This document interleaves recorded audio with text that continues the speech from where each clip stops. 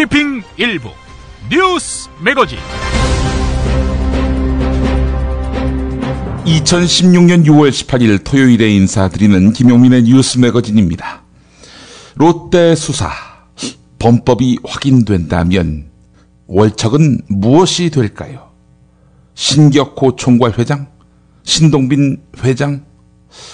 아니면 롯데의 이런저런 서포터로 알려져 있는 MB? 예. 100층이 넘는 제2롯데월드를 짓는 과정에서 최대 걸림돌이었던 성남 서울공항 착륙 문제가 MB 정권 때 일거에 해결됐죠. 활주로 틀기로서 말입니다. 물론 롯데가 돈을 댄다는 전제였습니다만은. 그래서 MB가 롯데로부터 뭐 받은 것은 없는지, 네, 받았는지 안 받았는지 진실은 따로 있겠습니다만은 누리꾼 짐작은 어떠한지 살펴봤습니다. 그런데 괜히 물어봤다는 생각이 들었습니다. 97% 받았을 것이다. 1%만 안 받았을 것이다. 이렇게 답했기 때문입니다. 오늘 아침 6시 반까지 2,436명이 참여했습니다. 누리꾼 반응이 이렇습니다. 대체로 뭐 이런 걸 물어보느냐, 당연한 것을. 네, 반드시 알아야 할 뉴스로 이어가 보겠습니다.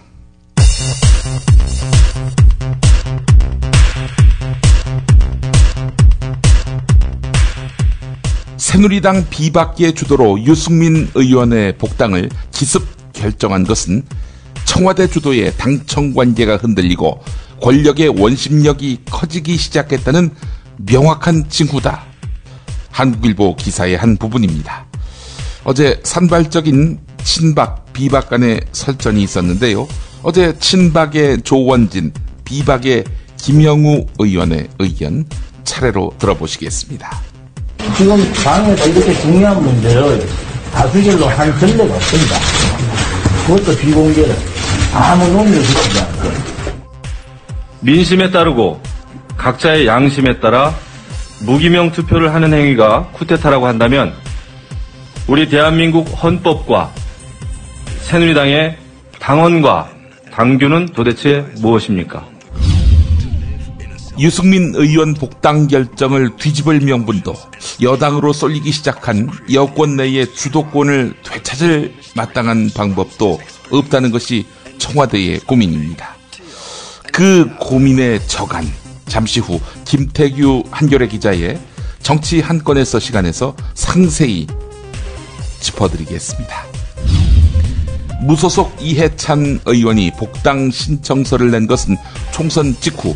그런데 탈당한 사람은 탈당한 날로부터 1년이 지나지 않으면 복당할 수 없다고 규정되어 있는 데다 복당 신청 30일 이내에 처리되지 않으면 복당이 허가되지 않은 것으로 본다. 이런 조항도 있다고 합니다. 누가 이해찬 의원 복당의 길을 차단하고 있을까요? 추호 선생이겠죠. 피박 퀴즈에서 추호 선생한테 물어보겠습니다. 대우조선해양의 분식 회계, 즉 회계 장부 조작이 생각보다 심각하네요. 감사원 발표보다 2배 정도 더 많은 2조 7천억 원 이상이라고 합니다. 분식 회계 의혹을 부인하던 대우조선 측 입장을 바꿨습니다. 시인한 것이죠. 세월호 참사 일주일 뒤 진도 앞바다로 달려갔던 민간 잠수사 김관홍 씨가 경기도 고양시에 위치한 비닐하우스 자택에서 숨진 채 발견됐습니다.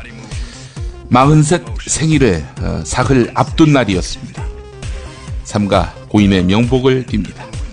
남겨진 아내와 어린 3명의 자녀는 어떻게 하려고.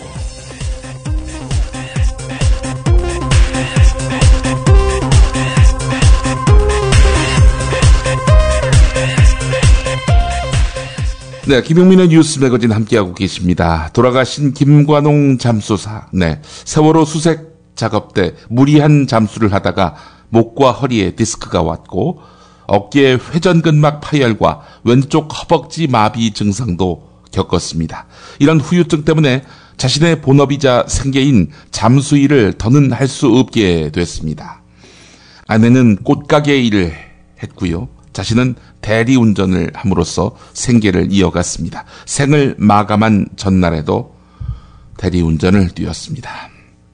세월호 참사에 대한 진상규명 작업이 제대로 이루어지지 않았는데 정부가 세월호 특별조사위원회 활동의 조기 종료를 기정사실화하면서 김관홍 씨는 주변에다가 답답함을 자주 토로했다고 합니다. 세월호 참사로 숨진 단원고 학생 오영석 군의 아버지 오병환 씨 말이 있습니다. 김관홍 씨가 세월호의 진실이 묻힐까봐 걱정이 많았다.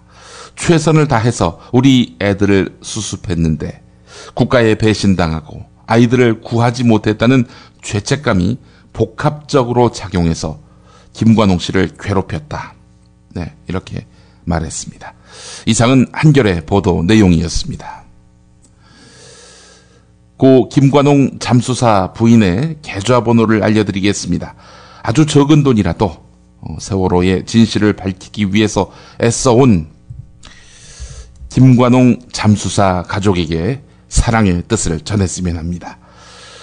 농협 356-0661-7708-03 예금주 김혜연, 네, 부인명입니다.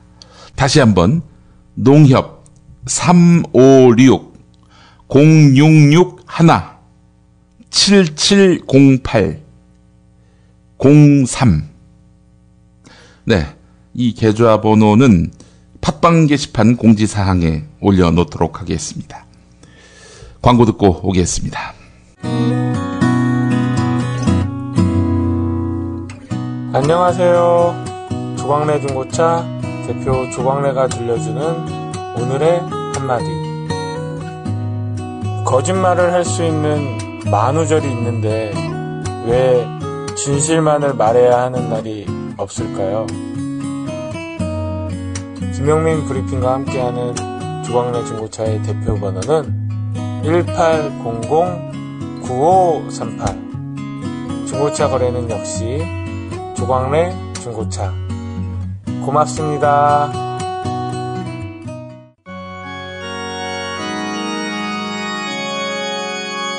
거품없는 만남, 아름다운 결혼 1600-1475 클럽센트가 맺어드립니다. 고액의 선불 가입 비용을 상상하셨나요? 1600-1475 클럽센트는 만남이 성사된 경우에만 비용을 결제하는 후불제 결혼정보 회사입니다. 10년 이상 20년 경력의 베테랑 커플 매니저가 당신의 반쪽을 어떻게 찾아드리는지 믿고 맡겨보세요. 가장 행복한 만남, 그런데 비용은 절반으로. 김용민 브리핑 듣고 가입하시면 할인도 해드립니다. 포털사이트 네이버 다음에서 클럽센트를 검색하세요. 충남 금산의 넓은 인삼밭, 정성농장을 일군 농부아버지 이정열 씨. 자연은 노력한 만큼 내어준다. 그 자연의 마음을 알기에 정성농장을 더불어 일구는 아들 이성규 씨도 아버지에게 배운 것처럼 정직하고 또 성실하게. 정성농장 홍삼은 인삼 재배부터 가공 판매까지 모두 책임지고 있습니다. 그래서 대한민국 1등 품질을 자부합니다. 검색창에 정성농장 홍삼을 검색해주세요. 정성농장 홍삼. 전화문의는 010-9754-6972. 조선에 딸로서 잘하는 죄밖에 없는데. 남북 통일 만세! 새날이 올 때가 불리한 진술을 거부할 수 있습니다. 김무성 나와! 이나 민주주의는 안 할 새끼야!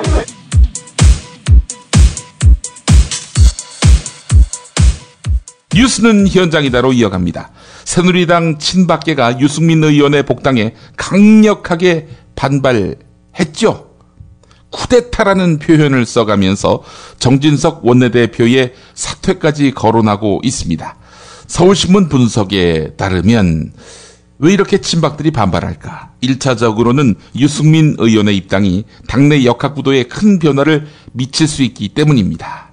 유승민 의원은 박근혜 대통령과 각을 세우는 이미지로 굳어져서 비박계를 비롯한 비주류, 쇄신파를 아우르는 상징적인 존재가 됐습니다. 따라서 친박계는 유승민 의원이 오는 8월 9일로 예정된 전당대회에 이어서 내년 대선 국면까지 자신들이 당권과 대권을 쥐는데 막강한 걸림돌이 될 것을 우려하고 있는 분위기란 것입니다.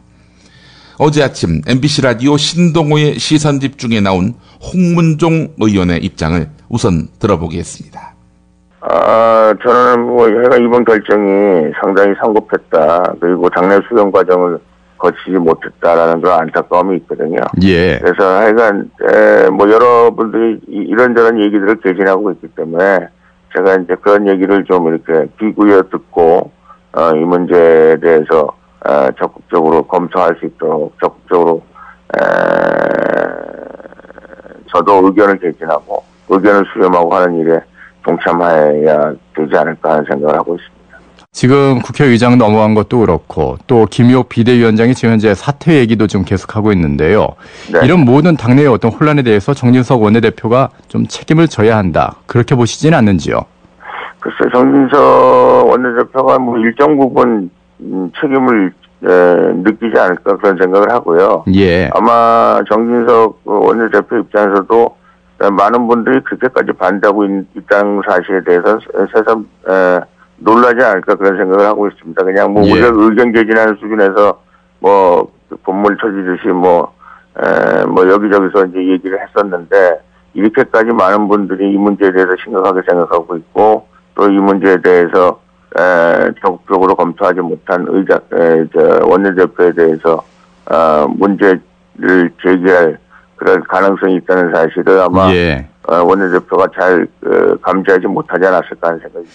어제 이 무소속 입당 문제, 복당 문제에 대해서 청와대가 뉴스를 보고 알았다 그런 얘기가 나오고 있습니다. 혹시 네. 홍문종 의원님께서 개인적으로 저도 청와대 뉴스를 보고 알았습니다. 너무 놀래가지고요. 예. 제가 역시 여기저기 전화해서 이게 사실이냐 이렇게 얘기할 정도로 뉴스를 보고 알았고요. 제가 보기에는 청와대도 뉴스를 보고 알았다는 게 맞는 것 같습니다. 예. 제가 어제 김재원 정무수석하고 통화를 했었는데 예. 김재원 정무수석도 너무 놀랍다. 자기 본인도 이런 일들이 이렇게 정적적으로 이루어질지 몰랐다. 이렇게 말씀하실 정도니까 당연히 그런 거 아닌가 싶습니다. 예. 혹시 청와대 쪽에 다른 반응 들으신 얘기는 없는지요? 그거는 다른 반응은 들은 적은 없습니다. 조선일보의 전원을 소개해 보겠습니다. 조원진 의원 등 친박 강경파들은 어제 오전까지는 기세가 등등했다고 합니다. 그러나 시간이 흐르면서 점차 기가 꺾이는 모양새였는데요. 낮 3시부터 시작된 친박 의원 간담회에는 애초 3선과 재선 의원 10여 명 이상이 모일 것으로 예상됐는데 약속 시간에 나타난 사람은 3명에 불과했다고 합니다. 뒤늦게 참석 범위를 초선까지 넓혔지만 3명이 더 늘어나는데 그쳤습니다. 친박의 핵심인 최경환 의원 이 모임에 참석하지 않았습니다. 이렇게 해서 모인 6명은 비상대책위원회가 당원들의 의견 수렴 없이 유승민 의원을 복당시켰다면서 문제 제기를 했는데 맥이 많이 풀렸죠? 정진석 원내대표에 대한 사퇴 요구를 하려고 했는데 권성동 사무총장에 대한 사퇴 요구로 대체됐고 공식적인 성명 발표도 없었습니다. 이유야 뻔하지요. 명분과 실리 모든 측면에서 더 이상 확전해봐야 친박에게 도움이 안 된다고 판단했기 때문입니다. 이걸 이미 간파한 사람이 있었습니다. CBS 라디오 김현정의 뉴스쇼에 나온 한선교 의원입니다. 들어보실까요? 우리 혁신 비대위가 최고위를 대신하는 그런 최고 의결기관이기 때문에 이 복당 문제라든지 이건 늘 최고위에서 결정을 해왔습니다. 그래서 예. 이 비대위에서 결정난 것은 아마 제가 보기에는 당원 당규상 큰 하자는 없고 그것으로서 결정됐다고 저는 보고 있습니다. 최종 결정. 네. 자, 비대위의 복당 결정 한선교 의원은 어떻게 보십니까?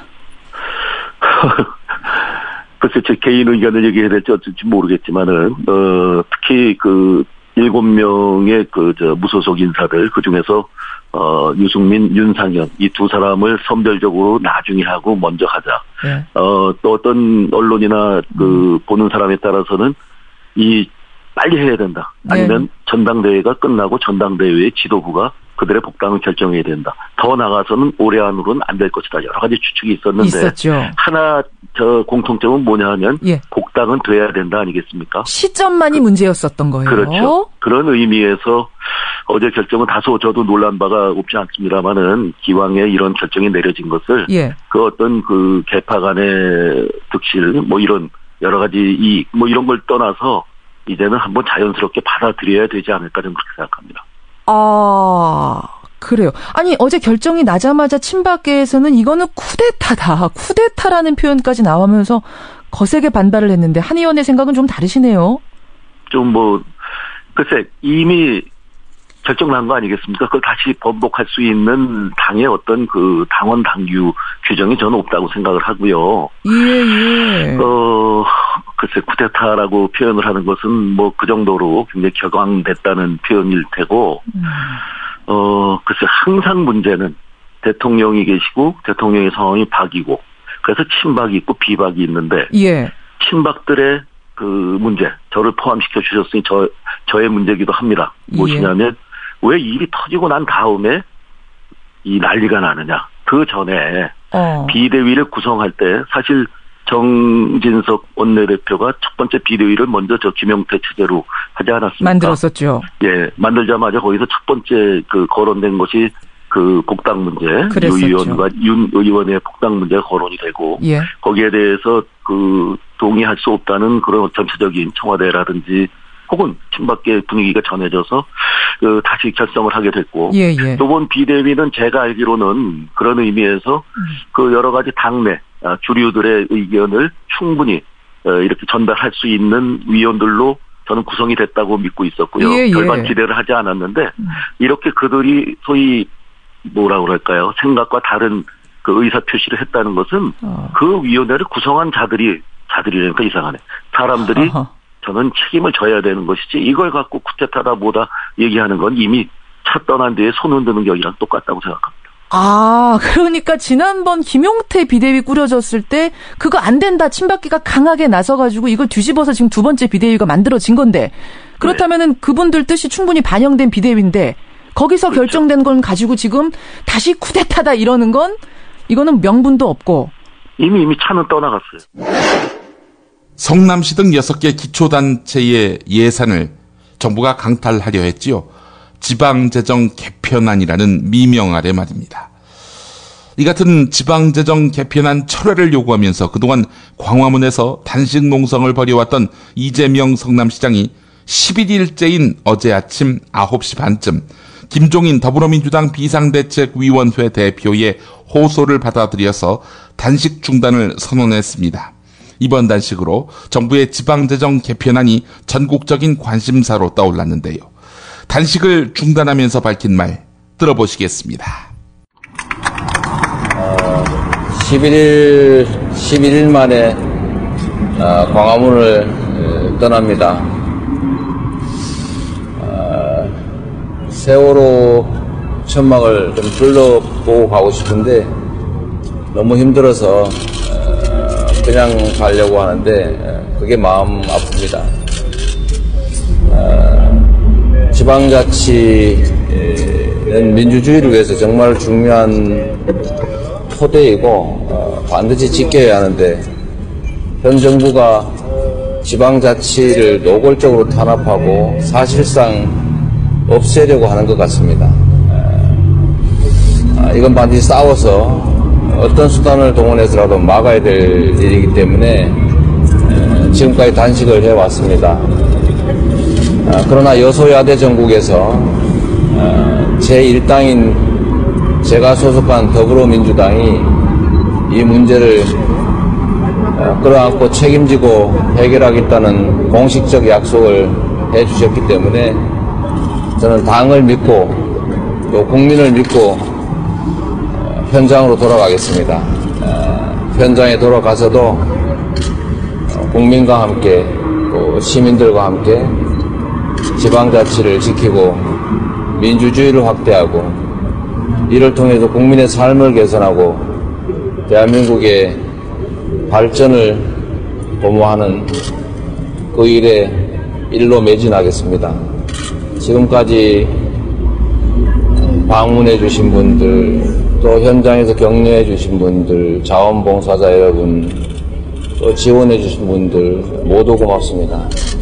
또 현장에 이거를 주요 악성 언론들이 공격하고 무시하는 도중에도 이걸 국민에게 알려주신 양심적 언론인, 그리고 이것을 말단까지 전달해 주신 우리 SNS 친구들 모두에게 감사합니다. 국민을 믿습니다. 대한민국의 미래를 믿습니다. 감사합니다. 이건희 삼성 회장 딸인 이부진 호텔신라 사장과 이혼 소송을 진행하고 있는 이무재 삼성전기 고문. 이무재 삼성전기 고문이 조선일보 인터뷰 기사 때문에 곤욕을 치르고 있죠. 조선일보에서 발간하는 월간조선 기자가 이무재 씨를 만나서 비보도를 전제로 들은 이야기를 인터뷰 형식의 기사로 내보냈기 때문입니다. 그러나 이미 알려진 대로 이무재 씨는 인터뷰한 것이 아니었습니다. 기사화하지 않기로 약속하고 이야기한 건데 이걸 인터뷰 형식으로 보도한 것입니다. 당시 만남을 주선했던 해문 스님 강하게 비난했는데요. 조선일보를 말입니다. 같은 자리에 있었던 기자가 있습니다. 바로 한겨레 허재현 기자입니다. 허재현 기자가 어제 CBS 라디오 시사잡기 정관용입니다에 나와서 전말을 밝혔습니다. 들어보시겠습니다. 이 기사가 실릴 거라는 걸 해문 스님이 알았나 봐요? 밤 11시에 연락이 왔다고 합니다. 그러니까 그날 헤어지고 나서 급하게 이제 월간조선 기자가 죄송하게 됐습니다. 데스크에서 쓰라 그러는데 제가 어쩔 수가 없습니다. 이러면서 연락이 왔다고 하더라고요. 그래요? 네. 그래서 우리 허 기자한테 연락이 또 했다면서요? 이제 도움을 요청하시더라고요. 네. 해문 대표가 이거 자기가 아무리 설득해도 안 막아지니까 같은 기자끼리 얘기 좀 해보라고. 그래서 저도 이제 전화를 월간조선 기자한테 바로 했죠. 그랬더니 제가 이제 물었죠. 당신 이거 분명히 서로 비보도를 전제로 만나기로 한 거 알고 온 거 아니냐.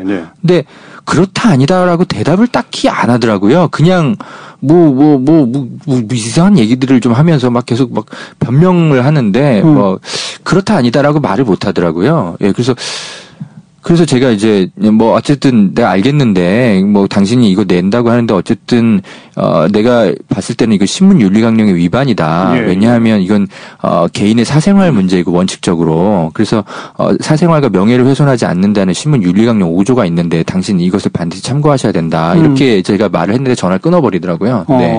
그러고 나서는 더 이상 제 전화를 받지 않아요. 근데 변명은 주로 어떤 내용의 변명이었어요? 그러니까 좀 횡설수설한 내용들이어서 제가 딱히 정리는 못 하겠습니다. 그냥 전반적으로 본인의 확신에 찬 생각을 얘기하지는 못하고요. 그냥 좀 횡설수설하더라고요. 네네. 어쨌든 비보도를 전제로 만난 자리라고 하는 것에 동의는 안 했다.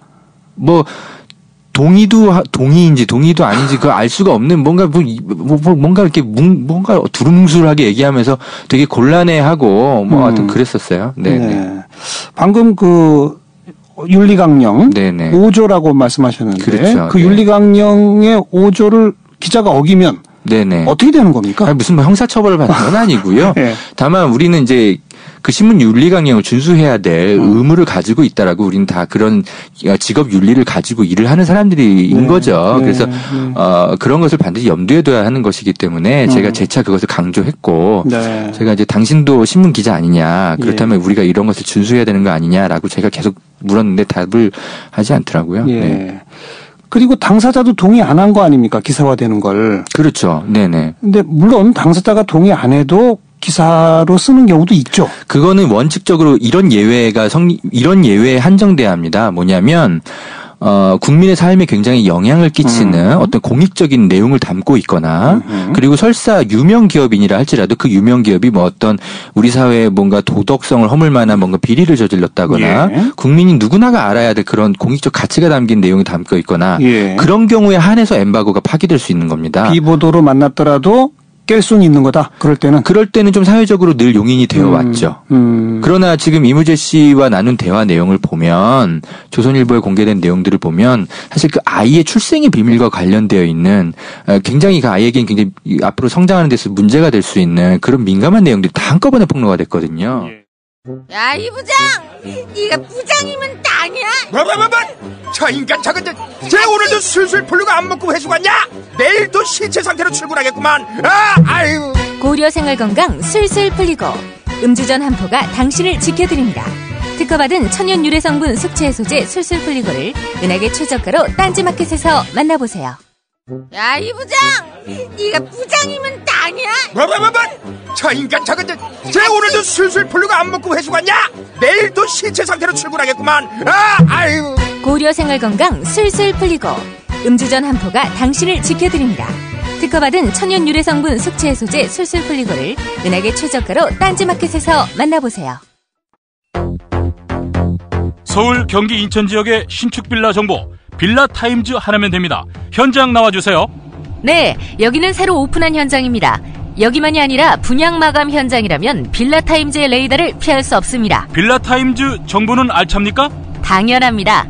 현장에서 직접 촬영한 퀄리티 높은 사진 여러 장이다. 지도 서비스, 무료 투어 서비스, 무료 상담 서비스까지. 빌라타임즈 짱이죠? 그러다 허위 매물 걸리면요? 포상금 100만 원 약속합니다. 수도권 빌라에 관한 정직한 정보를 모았습니다.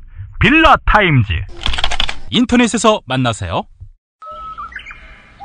아이고, 아우 덥다 더워. 이제 우리 몸 생각해서 이 보양식이라도 먹어야 되는 거 아니야? 이 장어가 남자한테 좋다는데. 장어도 몸에 좋은 장어 있고 몸에 해로운 장어가 있어. 난 너가 장어를 반길 줄 알았지. 난 반가워. 자, 일단 이거 한 잔 해. 그래. 자, 우와! 이거 저 새싹 땅콩차 아니야? 어떠냐? 와, 이거 저 시원하게 먹으니까 더 좋다. 이거 저 뜨거운 물에 우려서 식힌 거 아니야? 아니야, 그냥 시원한 물에도 잘 우러나와. 큰 물병에 새싹 땅콩차 한 수저 넣고 냉장고에 두고 물 대신 마시면 돼. 오, 굿이야, 굿. 나도 저 여름엔 이렇게 마셔야겠다. 역시 새싹 땅콩차는 전창걸의 새싹 땅콩차야. 맛의 깊이가 달라. 새싹 땅콩차의 효능은 꼭 와이프한테 써라. 야, 전가야, 이거 마시는 거 우리 마누라한테는 비밀이다. 070-8635-1288 전창걸닷컴.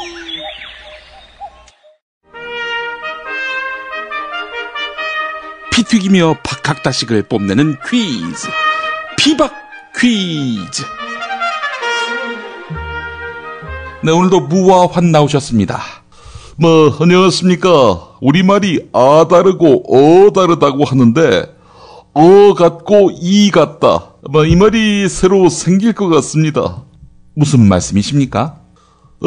천박과 친박이 별 차이가 없다, 이 말이죠. 닥치라고. 예, 안녕하십니까. 예, 당의 뜻을 무시하고 그 중요하고 민감한 문제를 할 수 있는 유승민 복당을 밀어붙인 비대위를 맹렬하게 성토합니다. 쿠데타는 있을 수 없지요. 야, 환아, 너 박정희 대통령 존경하냐? 이 존경하는 정도가 반인 반신이시니까 신앙과 찬양과 경배의 대상이지. 근데 이 새끼야 왜 쿠데타를 싫어해, 이 새끼야? 그분이 5.16 쿠데타를 하셨잖아, 이 새끼야. 그거는 쿠데타가 아니라 구국의 결단이었다고. 비대위도 마찬가지지, 이 새끼야. 구국까지는 아니더라도 구당의 결단을 했다고, 이 새끼야. 유승민이가 복당 못하고 새 당이라도 만들어봐라. 당은 바로 꼬꾸라진다고. 닥쳐! 예, 하여간 유승민 복당은 정당 민주주의 역사에 큰 오점으로 남을 거라고 확신하는 환 인사드립니다. 야, 환아, 이제 앞으로 친박하고 청와대는 어찌하려고 하냐? 어떻게 하긴 잘해야지. 어떻게 잘해?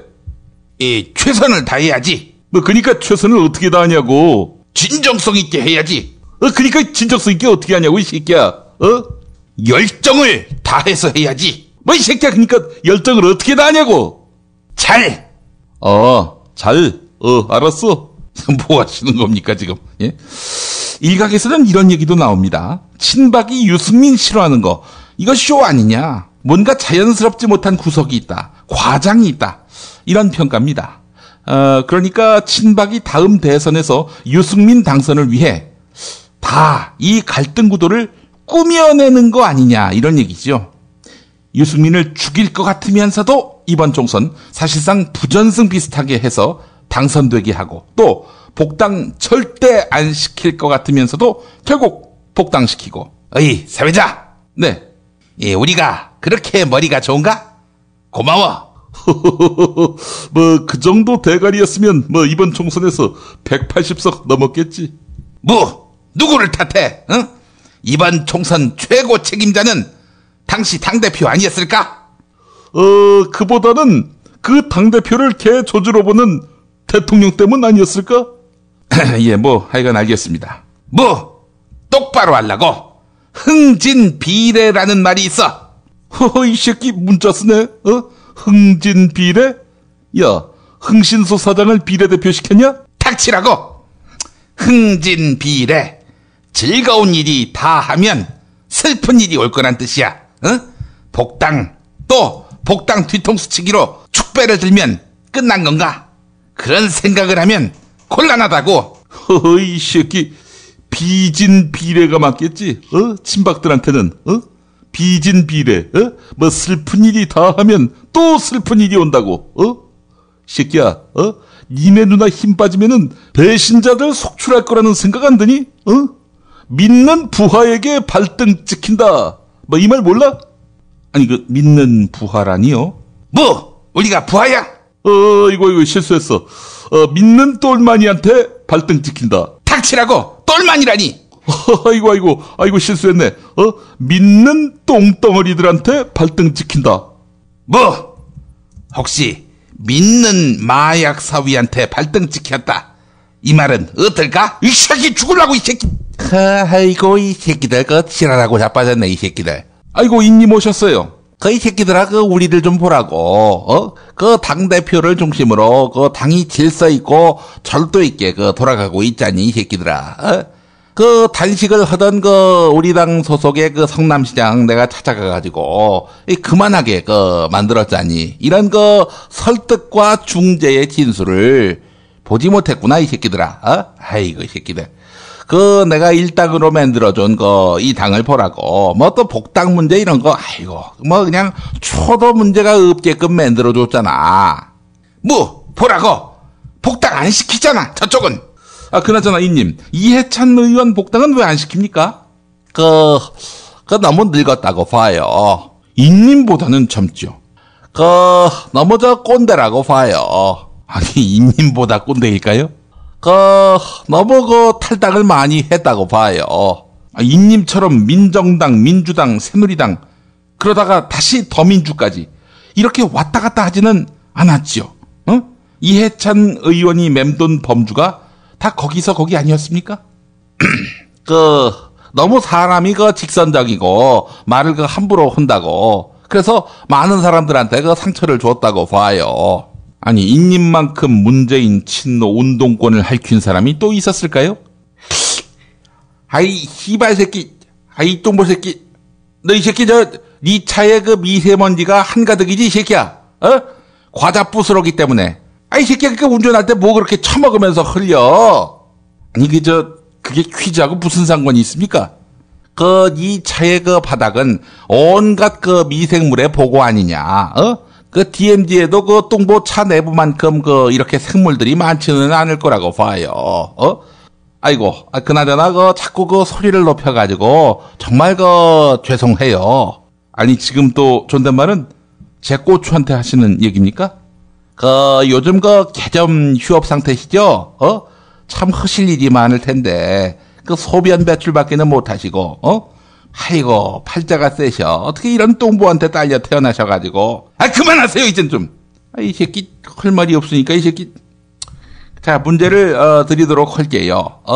요즘 화제가 되고 있는 박유천 군이 속했던 아이돌 팀 이름이 뭐였더라? 동방성기인가? 동방신기요. 응? 그리고 저 동방신기 다른 멤버들까지 다 엮어서 그렇게 말씀하시면 안 됩니다. 그걸 모르냐, 이 새끼야? 에이, 이 새끼. 동방신기였다가 JYJ인가? 거기서 또 활동을 했는데, 이 과정에서 기획사와의 갈등이 깊어졌다고 하지요. 동방신기였을 때 박유천 군이 속했던 기획사 이름은 무엇일까? 이것이 오늘의 문제라고 봐요. 예, 정답! 국부의 원천, 한류를 모르면 대한민국 경제부총리였다고 말할 수 없겠죠? 자, 정답은 광윤사. 일본 롯데의 최대 주주긴 하지만 동방신기를 여기서 키운 일은 없죠. 이 새끼, 오늘 오답은 그런 대로 간지가 나는데? 서회자, 아무래도 영어가 들어간 이름 아니겠니? 글로벌 한류 기획사라면 말이야. 그렇습니다.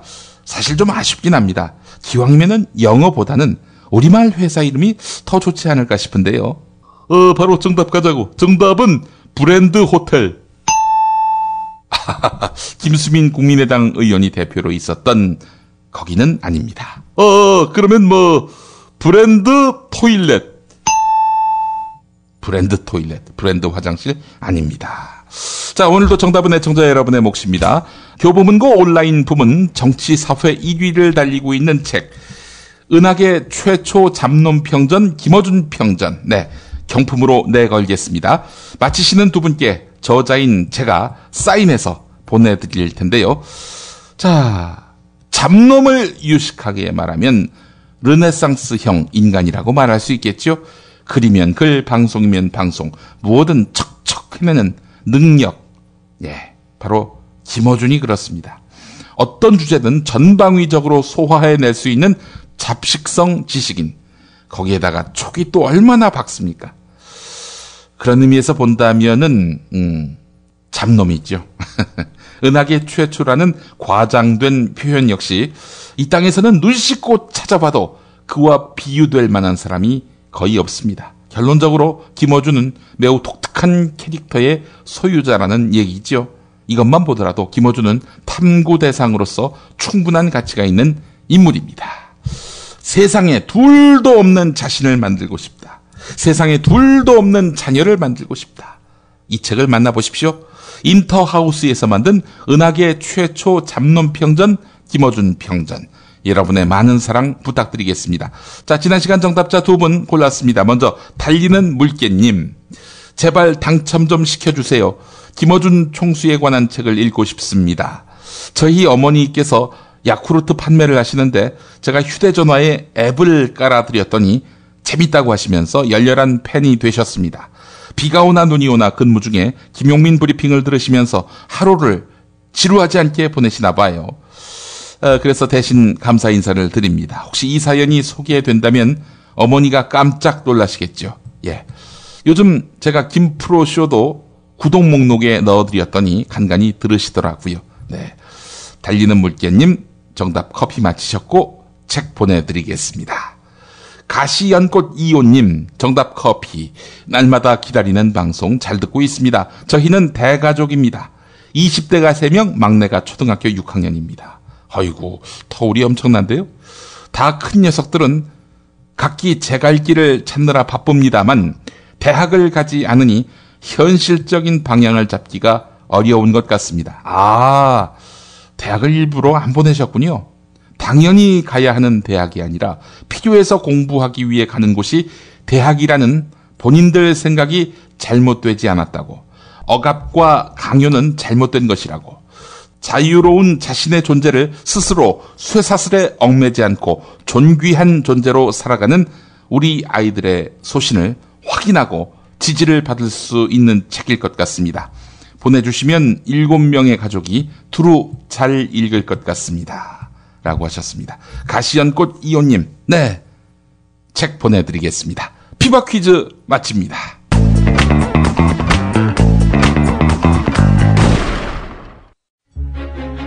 직접 담가 먹는 김치가 사 먹는 김치와 다른 이유 잘 아시죠? 내 눈으로, 내 손으로 골라야죠. 우리 걸로요. 한 포기 한 포기 직접 손으로 소금을 뿌려 절이는 가장 깨끗한 손으로 정성과 진심을 담아 이 김치 쥐앗으로 못 써요. 나쁜 병균 틈타지 말아야 하니까. 건강을 위해 소금은 적당히, 그러나 맛깔나게. 내 가족이 먹을 김치니까. 가족이 먹는 김치를 하나 더 만든다는 심정으로 만든 김치, 이담채 김치. 입맛 까다로운 김어준 딴지일보 총수의 한마디. 제가 이 김치의 맛을 보증합니다. 정말 맛있어요, 이 김치는. 포털 사이트 검색창에 이담채를 입력하세요. 전화번호는 1544-4586 1544-4586. 자기는 정말 훈남이고 자상하고 스마트한데, 그런데 잠잘 때는 아니야. 정말 아니야. 진짜 엽기야. 그럴 수밖에요. 그렇게 코를 골아대는데 본의 아닌 결례 이제 그만. 간편하고도 반영구적인 코골이 방지기구 24,000원이면 됩니다. 심한 코골이와 수면 무호흡 걱정 마세요. 99% 감소 효과를 보장합니다. 검색창에 코골이 119, 코골이 119를 입력하세요. 문의는 1566-0783. 코골이 119는 의료기기 제조 수출업체 메디슬립에서 만듭니다.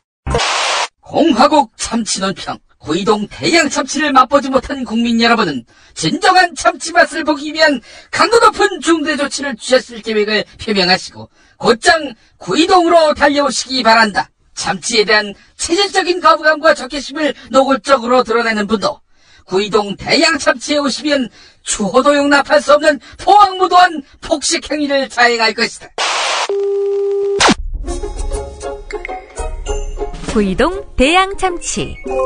월요일 참치데이 이벤트, 화요일 참치머리 서비스로 함께합니다. 주차장 걱정 마시고요. 대중교통은 서울 지하철 2호선 구의역 2번 출구에서 5분 거리입니다.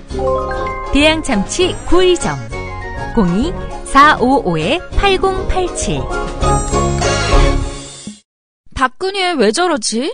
문재인, 김무성, 안철수는 또 왜 저러지? 뉴스로는 알 수 없는 진짜 정치 현장 이야기. 한겨레 정치팀 기자들이 취재 수첩을 낱낱이 공개합니다. 본격 정치관찰 팟캐스트. 언니가 보고 있다. 팟빵에서 언니를 검색하세요. 정치 한 건에서 시간입니다. 오늘도 한겨레 정치팀 정치바의 김태규 기자 만나보겠습니다. 김태규 기자님. 예, 안녕하세요. 예. 친박계 의원들은 아무래도 박정희 대통령을 존경하지 않겠습니까? 이분들이 아주 쿠데타에 대해서는 굉장히 아주 많은 알레르기 반응을 보이고 있어서, 상당히 좀 아이러니합니다. 그 총과 칼을 이용한 정권 찬탈은 혁명이고, 무기명 투표를 이용한 다수결 의결은 쿠데타라고 이제 규정을 하고 있는데요. 일단 이게 어쨌든 이 혁신 비대위가 친박계가 주도해서 만든 거 아니겠습니까? 그렇죠. 그 전에 있었던 혁신위와 비대위를 한번 갈아엎고, 그래서 혁신 비대위가 친박의 그 의중을 거스르는, 심기를 거스르는 결정이 나오지 않을 거라고 대부분의 사람들이 예상을 했는데, 그 예상을 뒤엎고 친박들이 이른바 쿠데타라고 난리를 치는 그런 이제 결정이 나왔단 말이에요. 예. 그래서 그러면 그게 어떻게 해서 그런 일이 벌어졌을까 상당히 이제 궁금한 대목인데요. 그렇죠. 예, 일단 어제 저희가 이제 잠깐 말씀드린 것이 일괄 복당에 대해서 무기명 투표를 했고, 거기서 11명이 투표를 했는데 6표가 찬성표가 나와서 그 이상은 더 까지 않았다. 이제 이 내용이고. 예. 그러면 그 11명의 비대위원 중에 그 일괄 복당에 찬성하는 사람이 누구일까? 그래서 한겨레 기자들이 좀 취재를 해봤습니다. 예. 그랬더니 그 원내에서는 그 정치권 인사들로는 정진석 원내대표와 권성동 사무총장, 그리고 김영우 의원 다 이제 비박계죠. 그렇죠. 그리고 그 친박인 이학재 의원까지 찬성표를 던진 것으로 지금 추정이 되고요. 오호. 그리고 그 외부에서 들어온 인사들 중에서는 전 국회 사무차장을 지낸 유병곤 교수, 그리고 임윤선 변호사, 민세진 교수 이렇게 3명이 찬성을 한 것으로 이제 추측이 되고 있습니다. 예. 근데 어쨌든 이 분위기를 주도한 건 외부위원이라고 그래요. 유병곤, 임윤선, 민세진 그 3명의 외부위원이었는데 이들은 그저께 그 회의를 시작하면서 이런 얘기들을 했다고 해요. 일괄 복당은 국민의 요청이다. 그리고 어렵더라도 새 지도부가 아닌 비대위가 이 결정을 해야 한다.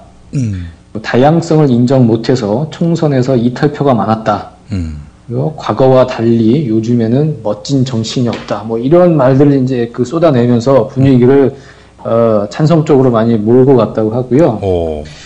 그래서 같이 이제 이 분위기에 동조를 했던 김영우 의원은 이렇게 평가를 했습니다.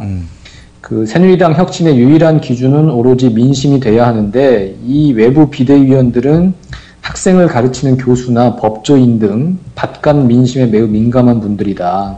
이들에게 민심, 양심, 진심의 3심이 통했다고 본다. 이렇게 평가를 했습니다. 예. 어이고, 그렇다면은 외부 위원들, 뭐 정치력이 있겠나 싶었는데, 어이고, 상당한데요? 이 친박 의원들보다 훨씬, 비박 의원들보다도 낮게 이렇게 정치 의식을 갖고 있는 거 아닌가. 민심을 수렴해야 한다. 뭐 이런 것들을 몸소 실천한 거 아니겠습니까? 예, 친박들로서는 어쨌든 친박 입장에서는 선무당이 사람 잡는다고 생각할 수 있을 것 같은데 그런 측면의 한 부분과 또 약간의 박근혜 대통령의 레임덕 내지는 장악력이 조금 떨어지고 있다는 증거이기도 하다는 이제 측면이 일단은 이학재 의원이 어쨌든 친박 핵심으로서 비대위원회에 들어간 거 아니겠습니까? 예. 근데 이학재 의원도 찬성을 했다고 한 것으로 지금 추측이 되고, 그리고 어제 일단 이 결정이 다 나고 이른바 친박 핵심들은 쿠데타니 뭐니 이제 난리를 쳤지만 친박 좌장인 중진인 서청원 의원은 이게 뭐 이렇게 된 거니 어쩔 수 없이 이걸 받아들여야 한다고 얘기를 했고, 한선교 의원도 지금 뭐 어떻게 되겠냐, 이게 지금 와서 뭐 난리를 치는 건 차 떠나는데 손 흔드는 격이다, 이걸 어떻게 뒤엎을 수는 없다, 이렇게 발언들을 하고 있거든요. 그래서 일단은 박근혜 대통령이 유승민 의원의 복당을 원치 않는다는 거는 누구나 다 아는 사실임에도 불구하고 지금 현실적으로 어쩔 수가 없어 이걸 우리가 받아들여야 한다고 얘기하는 것조차 예전에는 사실은 상상할 수 없는 그림인데, 지금 친박 일부에서는 그런 얘기들을 하고 또 이학재 의원 같은 경우에는 찬성표를 던졌다는 얘기까지 나오는 거 보면 확실히 박근혜 대통령의 장악력이 조금씩 떨어지고 있다. 그것을 방증하는 게 아닌가, 그런 생각이 들더라고요. 오호. 이학재 의원 같은 경우 자신을 뼛속까지 친박이라고 소개한 사람 아닙니까? 예. 어떻게 저희 취재가 잘못됐는지 모르겠지만 어쨌든 지금 그런 얘기가 나오고 있어서 또 지금 친박 중진들도 그렇게 다른 핵심들하고는 또 다른 결을 보이고 있는 걸로 봐서는 그 안에서도 어떤 통일적인 스탠스는 아닌 것 같고, 그래서 결국은 이제 어정쩡하게 봉합 국면으로 가는 게 아닌가, 그렇게 보고 있습니다. 친박 내부에서도 이견이 있다. 뭐 결국에는 박근혜 대통령이 어떤 입장을 표명하느냐, 강하게 드라이브를 걸 경우에는 뭐 다시 친박이 뭉칠 것 같은데 말이죠. 어떻습니까? 청와대 기조는 뭐 파악이 되고 있습니까? 청와대는 일단은 뭐 냉가슴만 앓고 있습니다. 이게 상당히 기분 나쁘고 원치 않는 일이 벌어졌지만 현실적으로 쓸 수 있는 카드가 없다는 게 있는 거고요. 어제 정현국 청와대 대변인은 이 당 상황에 대해서 기자들이 어떻게 생각하냐고 물으니까 당에서 벌어진 일에 대해 말씀드릴 게 없다고만 얘기를 했고요. 다른 청와대 관계자는 이렇게 얘기를 했습니다. 지금 청와대가 할 수 있는 일이 없다. 당내에서 해결을 해야 할 문제라고 얘기를 했고, 청와대 핵심 관계자도 이 복당 결정을 뉴스를 보고 알았다고 할 정도로 이게 좀 전격적으로 좀 이루어진 것이고, 청와대 불만은 일단 정진석 원내대표한테 이제 모아지고 있습니다. 그래서 뭐라고 얘기를 하냐면 정진석 원내대표는 장기적인 안목을 갖고 일을 처리하지 못한다. 일단 이제 저지른다. 뭐 이렇게 이제 보고 있는 거고요. 예. 뭐 현실적으로 청와대가 쓸 수 있는 카드는 뭐 쉽게 얘기하면 사실 없습니다. 없고 뭐 극단적으로는 대통령이 탈당을 한다거나 이럴 수는 있겠죠. 난 유승민과 같이 할 수가 없으니까 뭐 절이 싫으면 중이 떠나야 되지 않겠습니까? 그러면 내가 나갈래 할 수 있지만, 근데 지금 임기 말에 대통령이 탈당을 하면 비박계로서는 땡큐죠. 아마도 친박도 땡큐라고 하지 않을까요? 친박도 그럴 수 있죠. 그렇기 때문에 임기 말에 대통령이 탈당하겠다는 것은 전혀 협상도 되지 못하고요. 그리고 지금 청와대는 어쨌든 여소야대 국회가 열렸고 또 한적한 현안들이 있지 않습니까? 그 다음 주로 발표가 예정된 영남권 신공항 문제라든지 기업 구조조정이나 뭐 민간 어린이집 보육료 문제라든지 뭐 지금 그 해결해야 할 일들이 지금 산적해 있어서 뭐 야당은 물론이고 여당이 이제 전폭적인 지원을 얻어야 국정을 제대로 수행할 수 있는 상황이어서 청와대가 어떻게 뭘 손에 쥐고서 뭘 흔들면서 여당 의원들을 휘어잡고 갈 수가 없는 상황이어서 답답하게 그냥 바라볼 수밖에 없는 그런 상황인 것 같습니다. 어이구, 그러면 바로 레임덕 아닙니까? 네, 레임덕이죠. 네. 이렇게 그냥 1년 반이 지날 거라고 보세요? 네, 지금 일단은 이 위기 관리를 잘 해야 할 것이고요. 근데 지금까지 본 바로는 청와대에서는 이렇게 평상적인 위기 관리 능력이 없는 것 같아요. 일단 사람을 뽑아놓고 써보고 일이 터지면 그제서야 무리수를 둬서 뭐 쫓아낸다든가, 예를 들어서 저 임기 초에 최동욱 검찰총장을 임명한 것만 봐도 저희 그 법조 기자들 입장에서는 되게 의외였거든요.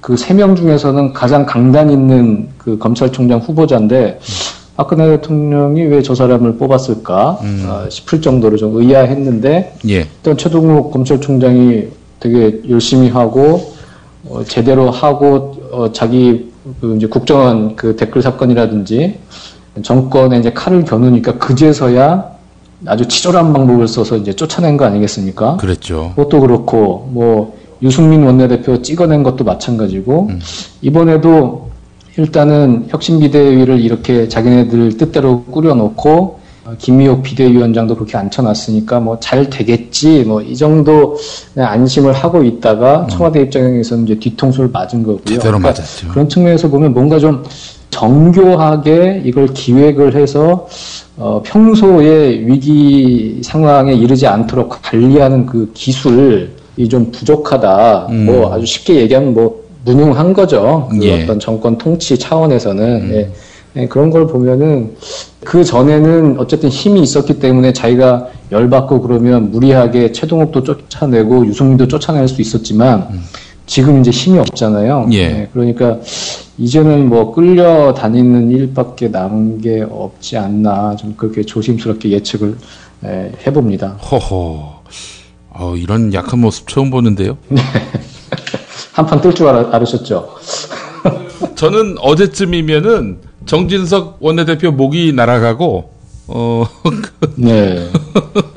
무슨 조원진이 새 원내대표로 선출되는 그런 상황까지 가지 않겠는가 그렇게 예측했습니다.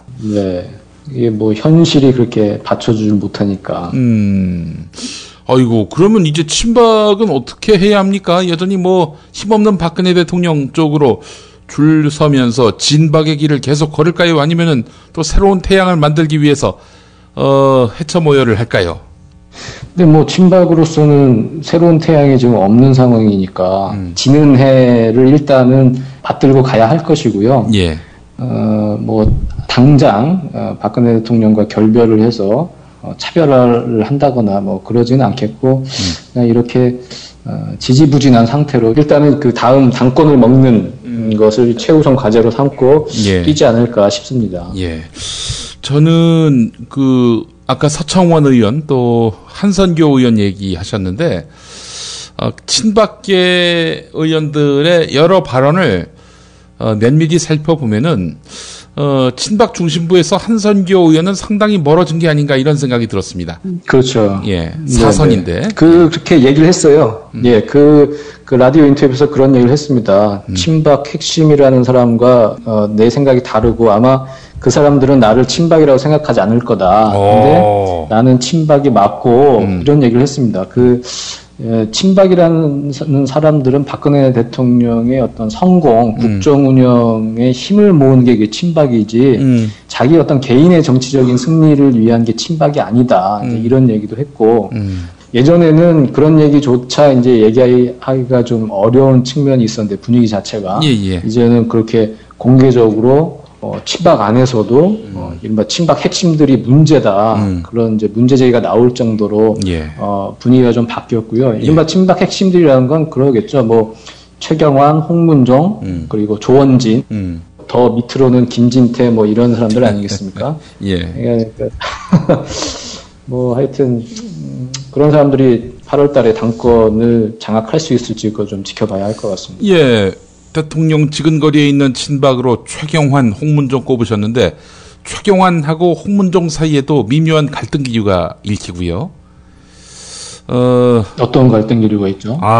최경환 의원 지난번에 그 김무성 전 대표하고 정진석 원내대표하고 그 밀실 회동을 했지 않습니까? 그래서 뭐 친박 대표 최경환 그리고 비박 대표 김무성 그리고 정진석 해서 3자 합의로 뭔가 돌파구를 마련하는가 싶었는데 홍문종 의원이 앞장서서 최경환 지금 자숙할 때다 라면서 손가락질을 냈었어요.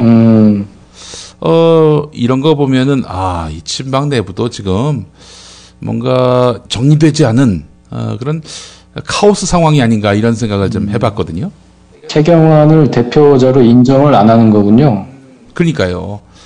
여기선 또 박근혜 대통령이 이 좌장, 뭐 혹은 후계자, 2인자, 이렇게 세우지 않는 그런 이 습성, 태도, 이것도 굉장히 연관돼 있다고 보고요. 예. 아니, 그래도 그 피박 퀴즈에 출연하면 뭐 2인자라고 봐야 되는 거 아닙니까? 요즘 제가 그래서 홍문종 성대모사도 연마하고 있습니다. 상황이 어떻게 바뀔지 몰라서. 계세요. 예. 네. 예. 자, 하여간 친박계 지금 뭐 하여간 구심점이 사라지는 듯한 그런 상황에 지금 놓여 있다는 말씀을 제가 읽을 수 있었습니다. 이 국면에서 그 궁금한 사람은 김희옥 비대위원장입니다. 그렇죠. 예. 거취를 고민하고 있다고 할 때만 하더라도 전 처음에 들었을 때 이건 청와대에 대한 이제 반감을 드러낸 게 아닌가라고 생각을 했는데 그게 아니라 비대위 결정에 대해서 지금 불만을 드러내고 지금 이른바 당무 거부를 하고 이제 칩거를 하고 있는 상황인데요. 그러면 도대체 어떤 일이 있었는지 그 부분을 조금 이제 짚어보겠는데 그 회의에서 그 복당 결정을 한 그 비대위 회의에서 일단 김희옥 위원장은 복당 문제는 다음에 논의하자면 이제 좀 부정적인 의견을 나타냈다고 하고요. 근데 다수의 이제 위원들은 그 복당 문제를 다뤄야 한다고 했고 그러면서 정진석 원내대표가 이 다수 의견을 따르지 않는 것은 범죄 행위라고 이제 독서를 이제 퍼붓다고 하고 네, 그 부분에 대해서 이제 김희옥 위원장이 이제 기분이 나빴다고는 하는데 어쨌든 김 위원장이 그 말을 듣고서도 그 이후에 표결이나 개표를 진행했다는 거죠. 그리고 지상욱 대변인한테 복당을 결정했다는 발표문까지 쓰라고 이제 지시를 한 것이고요. 근데 이제 정진석 원내대표는 그렇게 얘기를 하고 있습니다. 그 범죄 행위 발언에 대해서는 회의가 끝난 뒤에 2차례나 따로 그 김 위원장을 찾아가서 사과를 했다. 그리고 당시에 그 회의할 때도 김희옥 위원장이 간간히 웃기도 하면서 회의를 잘 진행하셨다면서 이제 고개를 이제 갸웃거리는 거죠. 그리고 김영우 의원도 그렇게 얘기를 합니다. 만약에 회의 진행 과정에서 좀 기분이 나쁘고 자신의 뜻과 안 맞고 압박을 받았다고 한다면 절차를 진행하지 않았으면 되는 거 아니냐.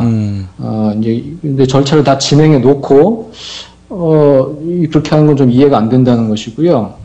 그리고 그 결정이 나온 게 오전 11시, 그러니까 오전에 결정이 나왔거든요. 예. 지상욱 대변인의 발표가. 그런데 그 김희옥 위원장의 당무 거부 내지는 그 비서실장을 통한 이제 유감평은 오후 5시에 넘어서 나왔어요. 예.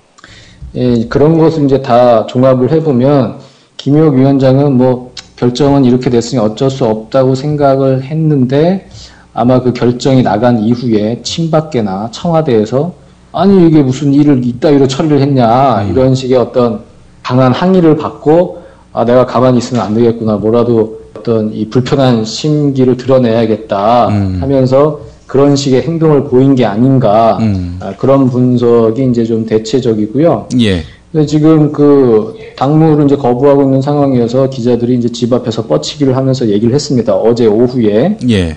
그러면서 김희옥 비대위원장은 뭐 이렇게 얘기를 했어요. 화합과 통합을 위한 혁신 작업 중에 이런 일이 생겨서 정말 유감스럽다 이렇게 얘기를 했고 예. 나는 아무런 욕심이 없다. 이 얘기는 어떤 분도 되게 많이 하셨던 것 같은데 욕심이 추호도 없다고.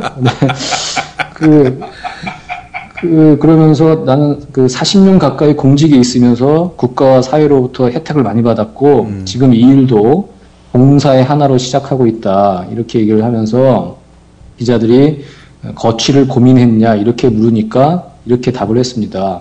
그것보다는 오늘 강원도에 있는 산에 가서 가벼운 산행을 하고 오는 길 이렇게 답을 했습니다. 그러니까 지금 얘기하는 것처럼 거취를 고민했다고는 하지만 별 고민 없이 다시 곧 돌아오지 않을까 그런 기류가 좀 읽히는 상황이었습니다. 아이고 김희옥 위원장 사실 이 당 혁신 비대위원장을 맡았을 때 이 양반이 박근혜 대통령한테 잘 보여서 나중에 또 다른 높은 자리 뭐 예를 들면은 총리 이런 자리를 노리는 거 아닌가 이런 추측을 저희가 했었는데 말이죠. 어떻습니까? 목표 의식은 변함이 없다고 보십니까? 그 목표 의식이 이번에 행보에서 다시 확인이 된 거죠. 그러니까 청와대나 누구로부터든 어쨌든 혁신 비대위원장을 오면서 오더를 받은 거고요. 혁신 비대위에서 유승민 복당을 결정해서는 안 된다는 이제 사인을 받았을 가능성이 크고, 예. 근데 그것이 이제 관철이 이제 못된 것이고요. 그렇기 때문에 어쨌든 이분은 법조인이고 뭐 절차에 하자나 위법성이나 합법성이나 이건 정확히 알고 있을 거 아닙니까? 이게 문제가 없다는 걸. 예. 그렇기 때문에 이제 어쩔 수 없다고 생각하고 있었을 텐데 여기저기서 이제 막 항의가 들어오니까 내가 유감을 표명해야겠다. 그래서 뒤늦게 또 그런 행보를 보인 것이고. 예. 그러니까 지금 기자들한테 나는 아무런 욕심이 없는 사람이라고 했다고 하지만 거꾸로 나는 욕심이 매우 많은 사람이라고 얘기하는 것과 다름이 없는 것이죠. 그러니까 이번 비대위원장을 친박이나 청와대 뜻에 따라서 무난히 잘 수행했어야 자기가 원하는 그 다음 일정이 이제 펼쳐지는 건데 그 부분 이제 수행하지 못한 아쉬움이 있을 테고 예. 그런 게 다 이제 욕심에서 비롯되는 것이고요. 그러니까 그제 있었던 정진석 원내대표와의 갈등도 실은 왜 네 멋대로 하냐 이게 아니라 왜 내 앞길을 막냐. 이런 차원에서의 불만 표시라고 봐야 하겠네요. 그렇다고 봐야죠. 네. 알겠습니다. 자, 이제 주말입니다. 언니가 보고 있다. 이번 주 녹음 완료하셨죠? 저희가 사과의 말씀을 좀 드려야 될 것 같습니다. 왜요? 저희가 원래 목요일 오후 6시에 언니가 보고 있다 녹음을 하는데요. 그날 유승민 복당, 1월 복당 결정이 나고, 또 막 친박이 난리치고 그래서 저희가 손을 못 털고 기사를 계속 고치고 수정하고 보완해야 하는 상황이어서, 예정된 언니가 보고 있다 녹음을 완성을 못했습니다. 모이질 못했어요. 그래서, 혹시나 언니가 보고 있다를 기다리고 계시는 분이 있으시다면, 저희가, 죄송하다는 말씀 드리고요. 다음 주에 더 알찬 에피소드로 찾아뵙겠습니다. 네. 이게 다 새누리당 때문입니다. 그렇군요. 또 이제 언니가 보고 있다가 별로 마음에 안 들어 하시는 안티팬도 많더라고요. 예, 저희 잘 알고 있습니다. 네. 이 안티팬들은 다음 주에도 하지 말라 아마 이런 입장이 아닐까 생각이 되는데. 아, 안티팬들한테는 저희가 뭐 네, 좋은 선물이라고 선물 드렸다고 생각하면 되겠습니다. 저는 기다리고 있습니다. 이번 주 안 나온다고 하니까 너무 아쉽네요. 예. 많은 정보, 아주 쏠쏠한 정보가 그 안에 담겨 있습니다. 언니가 보고 있다. 매니아들은 고수들입니다. 이 프로그램. 예. 그거 잊지 마시고 다음 주에는 정말 차질 없이 업로드 되기를 바라는 마음 전하면서 오늘 마무리하도록 하겠습니다. 예, 감사합니다. 예, 김태규 기자님 고맙습니다. 네. 임플란트 비싸서 고민이시죠? 여기 만원대 치아보험이 있습니다. 홈쇼핑에서도 월 5만원까지 하던데? 월 만원대에 임플란트와 브릿지 치료를 상이든 질병이든 무제한 보장해드립니다. 무제한이요? 다른 보험은 1년에 많아도 3개까지만 보장해준다던데? 혹시 보험료가 오르는 갱신형 아닐까요? 전혀요. 임플란트 브릿지 치료를 횟수 제한 없이 보장하고요. 한 번 만원대면 만기까지 갱신 없이 만원대로만 받습니다. 오늘 일요일인데 전화해볼까요? 네, 02-849-9730 02-849-9730 10년차 베테랑 손해보험 전문 설계사가 연중무휴 상담해드립니다. 월 만원대 치아보험 카페로 전화주세요. 02-849-9730 성별, 나이와 직업, 가입 플랜에 따라 보험료의 차이가 있을 수 있습니다. 어머님, 아버님, 오래오래 건강하세요. 개업 축하합니다. 온세다 잠드소서. 결혼을 축하합니다. 형부, 우리 언니 반품은 안 됩니다. 차장 승진하신 주과장님, 주차장 되신 거 축하해요. 우리 같이 산 게 벌써 7년이나 됐네. 썩 짜릿했던 시간이었어. 선생님, 저도 사람이 되는군요. 선생님 덕분입니다. 하늘나라 가셨을 거예요. 곧 다시 만날 거고요. 태어나서 처음으로 여자에게 보내는 꽃이야. 너랑 닮은 꽃. 생일 축하해. 사랑과 축하, 위로가 있는 곳에 좋은 사람과 플라워. 1566-0263 1566-0263입니다. 지금처럼 사는 게 싫습니까? 전복을 원하십니까? 그렇다면 와우 전복을 드십시오.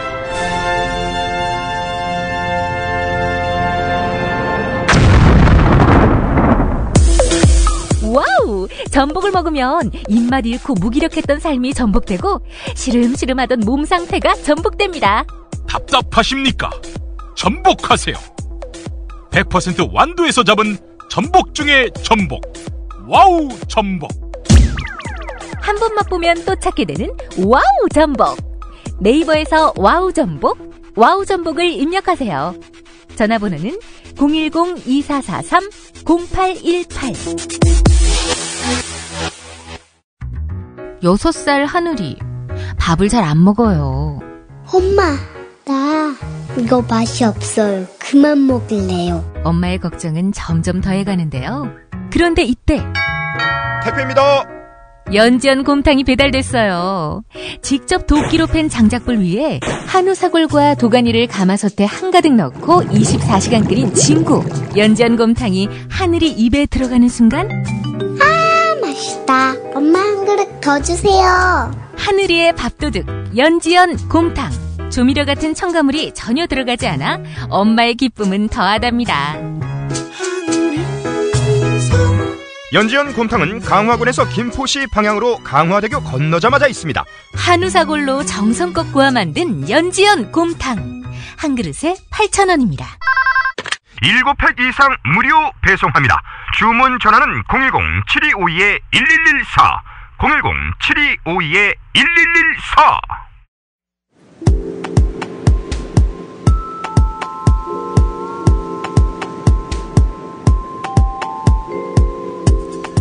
주말입니다. 제주로 여러분을 모십니다.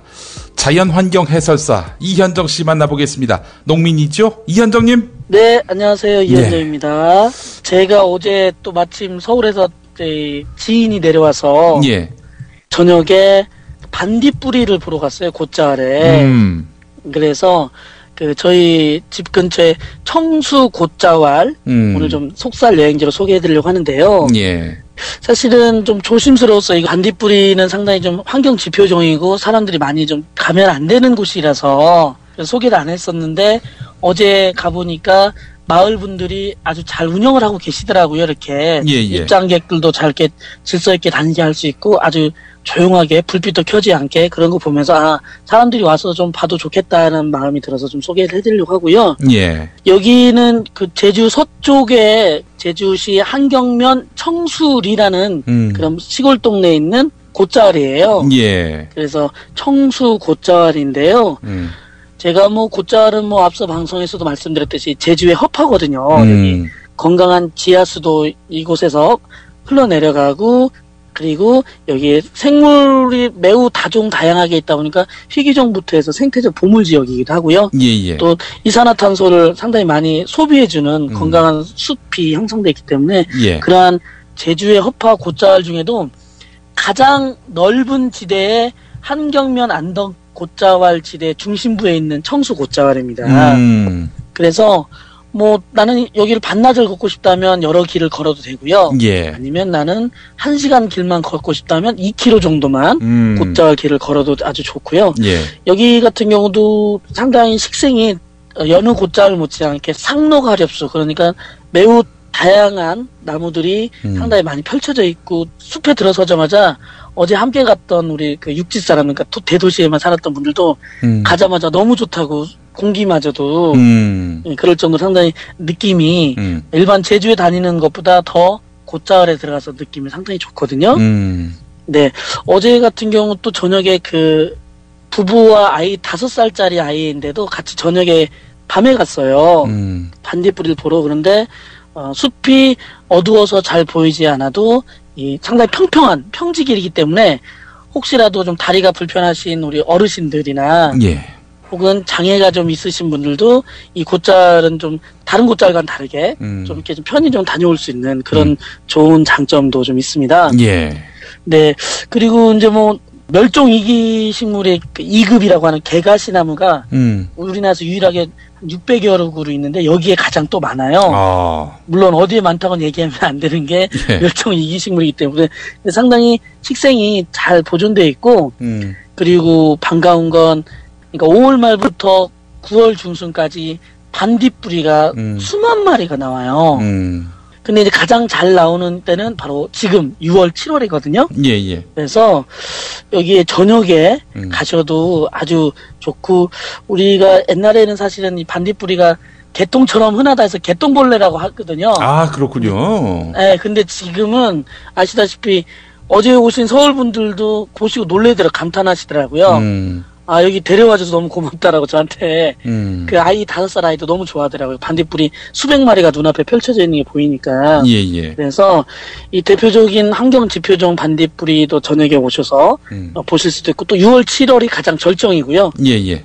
네, 그래서 여기서 좀 보시면 좋을 것 같고 또 이곳은 마을 분들이 저녁에는 함께 안내도 해주니까 제주도 서쪽에 여행 오시면 이곳에 오시면 좋겠다. 이런 좀 생각이 들고요.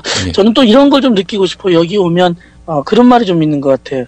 나의 날숨은 나무의 들숨이 되고 또 나무의 날숨은 나의 들숨이 된다. 이런 얘기가 있듯이 우리의 사람의 여행도 중요하지만 제주에 오시면 다른 곳보다도 더 자연과 함께 공존하는 여행을 느껴보시는 거 그리고 나의 날숨과 나무의 들숨 또 나무의 날숨과 나의 들숨이 공존하는 걸 곶자왈 길을 걸으면서 느껴보시면 좋지 않을까 이런 좀 생각이 좀 듭니다. 예, 알겠습니다.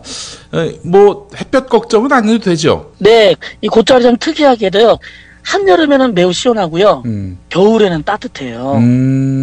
그래서 이것이 좀 습한 기온도 있지만 곶자왈은 약 16도에서 18도 사이를 유지해요, 항상. 어이구, 야. 그리고 여름에는 곶자왈의 그 용암 언덕이라고 투물러스라고 하는데요. 그 사이로 숨걸로 좀 들어가면 매우 시원해요. 매우. 네, 그래서 여름에 오셔도 시원한 숲을 느끼실 수 있는 그런 곳입니다.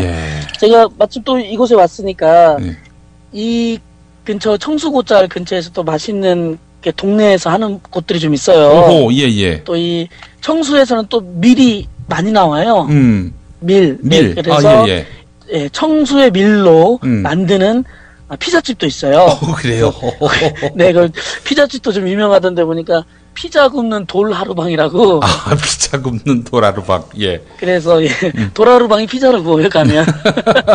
그래서 오시면 청수에 있는 그런 것도 있고 또 근처에 혹시 짜투리 고기라고 드셔보셨어요? 아니, 못 먹어봤는데요. 예, 말 그대로 돼지고기에 뭐 삼겹살 부위, 갈비살 부위, 뭐 목살 부위 등등의 약간 섞여 있는 짜투리 그런 걸 멜젓. 보통 멸치보다 약간 크거든요. 제주에서 잡히는 그 멜로 젓을 만든 멜젓을 같이 찍어 먹으면 정말 맛있고, 사실은 여기 있는 현지인 분들은 흑돼지보다 이 짜투리 고기를 더 많이 먹는데 그래서 여기 근처에 뭐 짜투리 고기로 유명한 뭐 알동네 집도 있고 명리동 식당도 있고요. 그리고 또 여기 근처에 그 제주 농수산물로 식재료를 써서 이탈리안 요리를 하는 것도 있어요. 맛있는 폴 부엌이라고 전통으로 그 이탈리안 요리를 배운 셰프가 내려와서 그 제주 농수산물로 하는 맛있는 폴 부엌 이런 데도 한번 가보시면 예, 이 청수곶자을도 한번 보시고 근처에서 동네 맛집 현지인들이 가는 이런 것도 가보면 참 좋겠다는 생각도 해봅니다. 예. 알겠습니다. 자, 이현정님, 그 토마토 잘 나갑니까? 네. 예, 다행히 저기 이번 주 이제 월요일부터 직거래로 이제 나갔는데 많이 찾아주시고 또 받으시는 분들이 좀 맛있고 좋다고. 예, 뭐 근데 뭐 제가 농사를 잘 지어서 그런 것보다 이 자체가 품종이 좀 그 찰토마토의 국내산 품종 좋은 걸 써서 맛있는 거지 뭐 제가 농사를 특히 잘해서 그렇다기보다. 네, 그렇습니다. 많이 찾아주셔서 고맙죠. 예. 그렇군요. 그 사실은 토마토 맛은 아이들이 잘 알더라고요. 아이들이 좋아하면은 그 토마토가 좋은 거예요, 한마디로. 네. 그렇죠. 아이들 반응은 어떻습니까? 뭐 저희 아이 같은 경우 저희 딸도 뭐 4살인데 계속 먹고요. 그리고 저희 동네 또 아는 지인들도 이렇게 나눠주고 하면 좋아하고 아이들도 좋아하고 그리고 뭐 주문하시는 분들은 제가 잘 모르지만 어떤 아이들 때문에도 사시고 마신다는 메시지는 받고 있죠. 내가 맛있게 먹고 있다 이런 얘기는 있습니다. 지금 팔고 있는 토마토를 우리 이현정님 따님이 드신다. 4살짜리. 그렇죠. 저 옛날에 팔았던 콜라비도 되게 좋아했어요. 그렇군요. 자기 딸에게 줄 토마토를 파는 거니까 안심하고 구매하셔도 되겠다 이런 말씀인데, 자, 어떻게 구매를 해야 됩니까? 그냥 전화로 문자로 주문하시면 되는데요. 예, 제가 이제 5kg 한 박스에는 12,500원, 10kg에는 19,500원, 택배비 포함이고요. 다. 그렇게 해서 전화로 010-6400-2229로 문자 주시면 됩니다. 다시 한번 전화번호가 010-6400-2229입니다. 알겠습니다. 자, 홈페이지 통해서 뭐 좀 볼 수 있나요? 뭐 혹시 보시고 싶으시면 저희 딸이 꽃이에요. 그래서 저희가 아까 그 민박한다는 것도 꽃이네 돌담집처럼 저기 포털 사이트 그 네이버에서 꽃이네 농작물 치면 아마 나올 겁니다. 꽃이네 농작물. 농작물입니다. 기억. 농작물이 아니라 농작물. 농작물. 알겠습니다. 이현정님과 함께 오늘도 제주 여행 함께 했습니다. 말씀 잘 들었습니다. 고맙습니다. 감사합니다.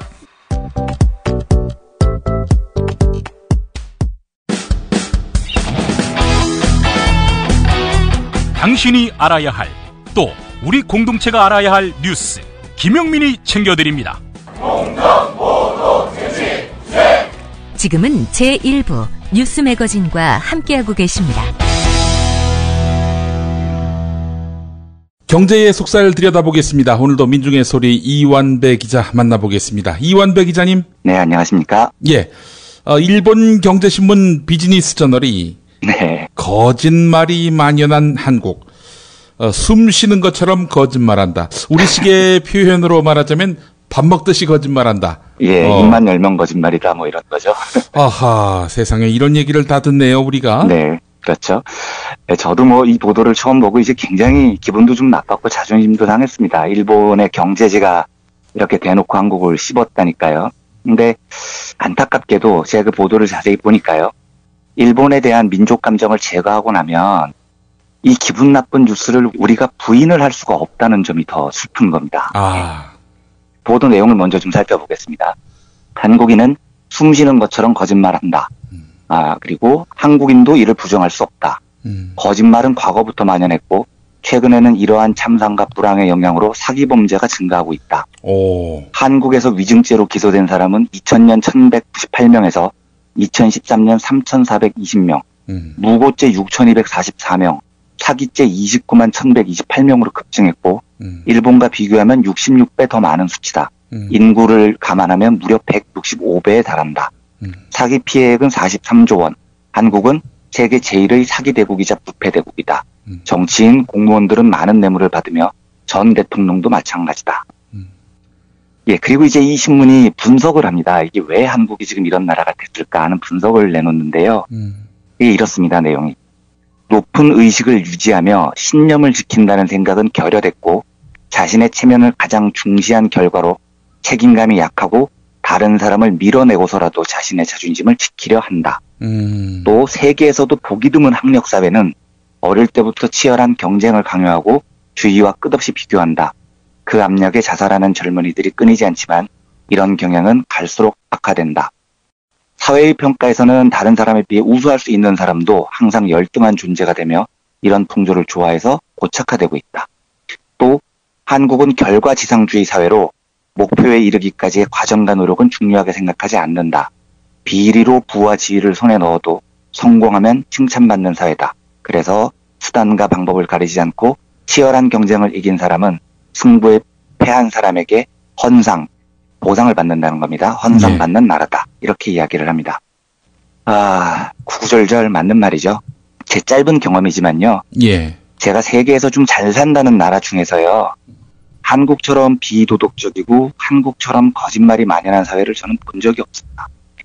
정말 심합니다, 우리나라가요. 이 신문이 지적한 것 중에 제가 더욱 뼈저리게 공감하는 대목이 뭐냐면요. 결과지상주의. 비리로 부와 지위를 손에 넣어도 성공하면 칭찬받는 사회. 이게 뼈아픈 겁니다. 예. 제가 이제 한번 우리들한테 반문을 하고 싶은 게 있습니다. 그러니까 예를 들어서 뭐 방송을 들으시는 청취자분들께서 어떻게 들으실지 모르겠지만 자녀분들에게요. 도덕적으로 살아라 라는 가르침을 더 많이 내리시나요? 아니면 공부 열심히 해라 라는 말을 더 많이 하시나요? 제가 주변 사람들한테 교육관이 좀 특이하다는 이야기를 많이 듣는데 예. 저는 제가 특이하다고 생각하지 않습니다. 한국의 보편적 교육관이 이상하다고 생각을 합니다. 예. 제가 제 친구들한테도 툭툭 던지는 화두가 이런 겁니다. 야, 너는 네 애가 컨닝을 해서 100점을 받았다면 어떻게 할 거냐? 예. 칭찬할 거냐? 야단칠 거냐? 야단을 친다는 사람도 있어요. 그러면 이렇게 물어봅니다. 그 야단을 쳤다 치고 그러면 학교에 자수를 시킬 거냐? 아니면 학교에 알리지 않고 넘어갈 거냐? 예, 그러면 자수시킨다는 부모 한 명도 저는 못 만나봤습니다. 예, 한국의 성적지상주의, 예, 이 교육이 도덕성을 지금 완전히 집어삼키고 있는 거죠. 예. 한번 생각을 해보십시오. 세상에 어떤 나라 고등학교 정문에 축 3학년 암흑에 서울대 합격 이따위 현수막을 걸어두는 나라가 어디 있습니까? 세상에요. 예. 사설 학원도 아니고요. 그 플래카드가 내걸린 걸 본 그 고등학교에 다니는 서울대 못 간 학생들은 뭐라고 생각을 하겠습니까? 우리 학교의 지상과제가 애들 서울대 보내는 거 이렇게 생각하지 않겠습니까? 그렇죠. 자, 이 사회 문화도 그렇습니다. 이게 일본 신문이 지적한 대로요. 비리로 부와 지위를 손에 넣어도 성공하면 칭찬받는 사회. 이걸 우리가 부인을 할 수가 없습니다. 이재용, 정의선, 최태원 이 사람들의 공통점은 재벌이기도 하지만요. 범죄자들인 겁니다. 국민의 부를 부당하게 빼앗아간 악질 범죄자들인 거죠. 그런데 이 사람들은 사회적으로 여전히 막강한 영향력을 행사합니다. 과정이야 어찌됐건요. 결과가 부자가 되면 다 용인이 돼버리는 거죠. 예. 저 이제 도덕성, 정직함 이런 거에 대해서요. 교육학자, 심리학자, 정신학자들의 일치된 견해가 하나 있습니다. 이게 뭐냐면 도덕성은 훈련을 받아야 길러진다는 겁니다. 끊임없이 훈련을 해야 된다는 겁니다. 예. 근데 우리 교육은 우리 사회 문화는 도덕성 훈련에 관심이 아예 없는 거죠. 아이들이 좋은 성적 거둬서 대학 가기만을 바라니까요. EBS가요. 내 아이의 사생활이라는 다큐멘터리를 방송한 적이 있습니다. 5편인가가 됐었는데 그중에 한 편이 도덕성이 경쟁력이다. 이런 제목의 방송이 있었어요. 그래서 그 내용이 이제 도덕 지수가 높은 아이들이 실제 학업 성취도도 높고 경쟁력도 더 뛰어나다. 이런 연구 결과를 방송에서 방송을 했었습니다. 제가 이제 그걸 참 재밌게 봐서 친구들한테 그 다큐멘터리를 권해주면서 얘기를 하면 꼭 나오는 질문이 뭐냐면은요. 야, 진짜야? 도덕성이 높으면 학교 성적이 좋아? 야, 그럼 도덕 교육이 중요하구나. 이러는 겁니다. 그러니까 도덕성이 높은 것 자체가 목적이 아닌 거예요. 도덕적이면 성적이 높다. 이 사실에만 주목을 하는 겁니다. 그럴 때 참 저는 기분이 처참하죠. 저도 옛날에 내 아이와 대화하기라는 에세이를 한번 출판하고 싶다고 제가 출판사에 제안을 한번 한 적이 있었어요. 그러니까 제가 우리 아이들을 정말 좋아하고 이제 아이들과 나눈 많은 대화한 목록들을 다 기록을 해놓고 있습니다. 그래서 저만의 방식이죠. 저만의 방식, 경쟁적이 아니고 저는 이제 우리 아이들이 좀 성적이 좋은 아이가 아니라 따뜻하고 배려할 줄 아는 아이가 됐으면 하는 희망이 굉장히 강하고요. 그래서 그런 취지로 아이들과 대화를 많이 했고 그 대화를 이제 목록을 쭉 기록을 갖고 있는데 그걸 좀 공유를 하고 싶어서 책을 내보면 어떨까 하고 출판사에 제안을 했는데 거절을 당했습니다. 근데 거절당한 이유가 뭐였냐면 이러더라고요. 그 출판사에서 아 작가님 교육 방식이 참 특이하고 신선하긴 한데요. 근데 그렇게 교육을 해서 애들이 성적이 좋아야 책이 팔립니다. 그렇게 교육을 해서 애들이 서울대를 갔다면 이건 무조건 베스트셀러가 됩니다. 최소한 특목고 정도는 가야 책이 팔리는 이런 겁니다. 그런데 애들 성적이 별로 안 좋으시다면서요. 아, 그러면 책 내봐야 아무도 안 사죠. 이러더라고요. 제가 그 소리를 듣고 얼마나 기분이 처참했는지. 자, 이게, 어디서부터 시작을 해야 될지 잘 모르겠습니다. 이 일본 매체로부터 거짓말이 만연한 사회, 비도덕성이 결과만 좋으면 칭찬받는 사회, 이걸 도대체 어디서부터 고쳐나가야 될까? 참, 어쩌면 이게 고치자는 주장이 받아들여지기는 할까? 참, 이게 참 많이 저는 오지랖 넓은 걱정인데요. 어쨌든 저는 이 시작을 가정에서부터 해야 된다고 믿습니다. 아이들이 가장 영향을 많이 받는 건 부모거든요. 그래서 그 EBS에 제가 아까 말씀드린 내 아이의 사생활이라는 다큐멘터리가 나중에 책으로 나오거든요. 그 책의 한 대목을 좀 읽어드리려고 합니다. 모방으로 삶의 기술을 배우는 아기는 의도하든 의도하지 않든 부모의 감정, 사고, 행동, 말투까지 닮아가게 된다. 부모가 가장 좋은 선생님인 것은 바로 이 때문이다. 아이가 매스미디어에 길들여지기 이전부터 부모는 아이가 보고 따라할 가장 가까운 모델이 된다. 부모가 아이에게 어떤 모델이 되고 어떤 선생님이 될지는 부모 자신에게 달려있다. 부모는 텔레비전을 보느라 온 집안의 불을 환하게 켜둔 채로 아이에게 일찍 잠자리에 들라고 한들 통하지 않는다. 아이에게 책을 많이 읽어야 한다고 잔소리하면서 엄마가 책 읽는 모습을 한 번도 보여준 적 없다면 아이는 부모의 말을 신뢰하지 않는다. 교통법규를 지켜야 한다고 늘 말하던 엄마가 바쁘다는 핑계로 무단횡단을 하는 것은 아이에게 혼란을 준다. 아이의 도덕성을 위해 부모는 자신들의 도덕성부터 점검해 봐야 한다. 부모가 서울대에 목을 매면은요, 아이도 서울대에 목을 매는 겁니다. 부모가 돈에 목을 매면은요, 아이도 돈에 목을 매는 아이로 커나가는 겁니다. 대신 부모가 정의로움, 따뜻함, 배려 이런 걸 최고의 가치로 삼으면 그 아이도 따뜻하고 정의롭고 배려심이 넘치는 아이로 자라나는 거죠. 저는 이 일본 경제지의 거짓말 마련한 한국사의 기사를 보면서 우리 아이들을 어떻게 키울 것이냐, 이런 참 많은 생각이 들었던 그런 기사였습니다. 거짓말이 만연한 사회에 부정부패가 또 만연한 거 아니겠습니까? 그렇죠. 그렇습니다.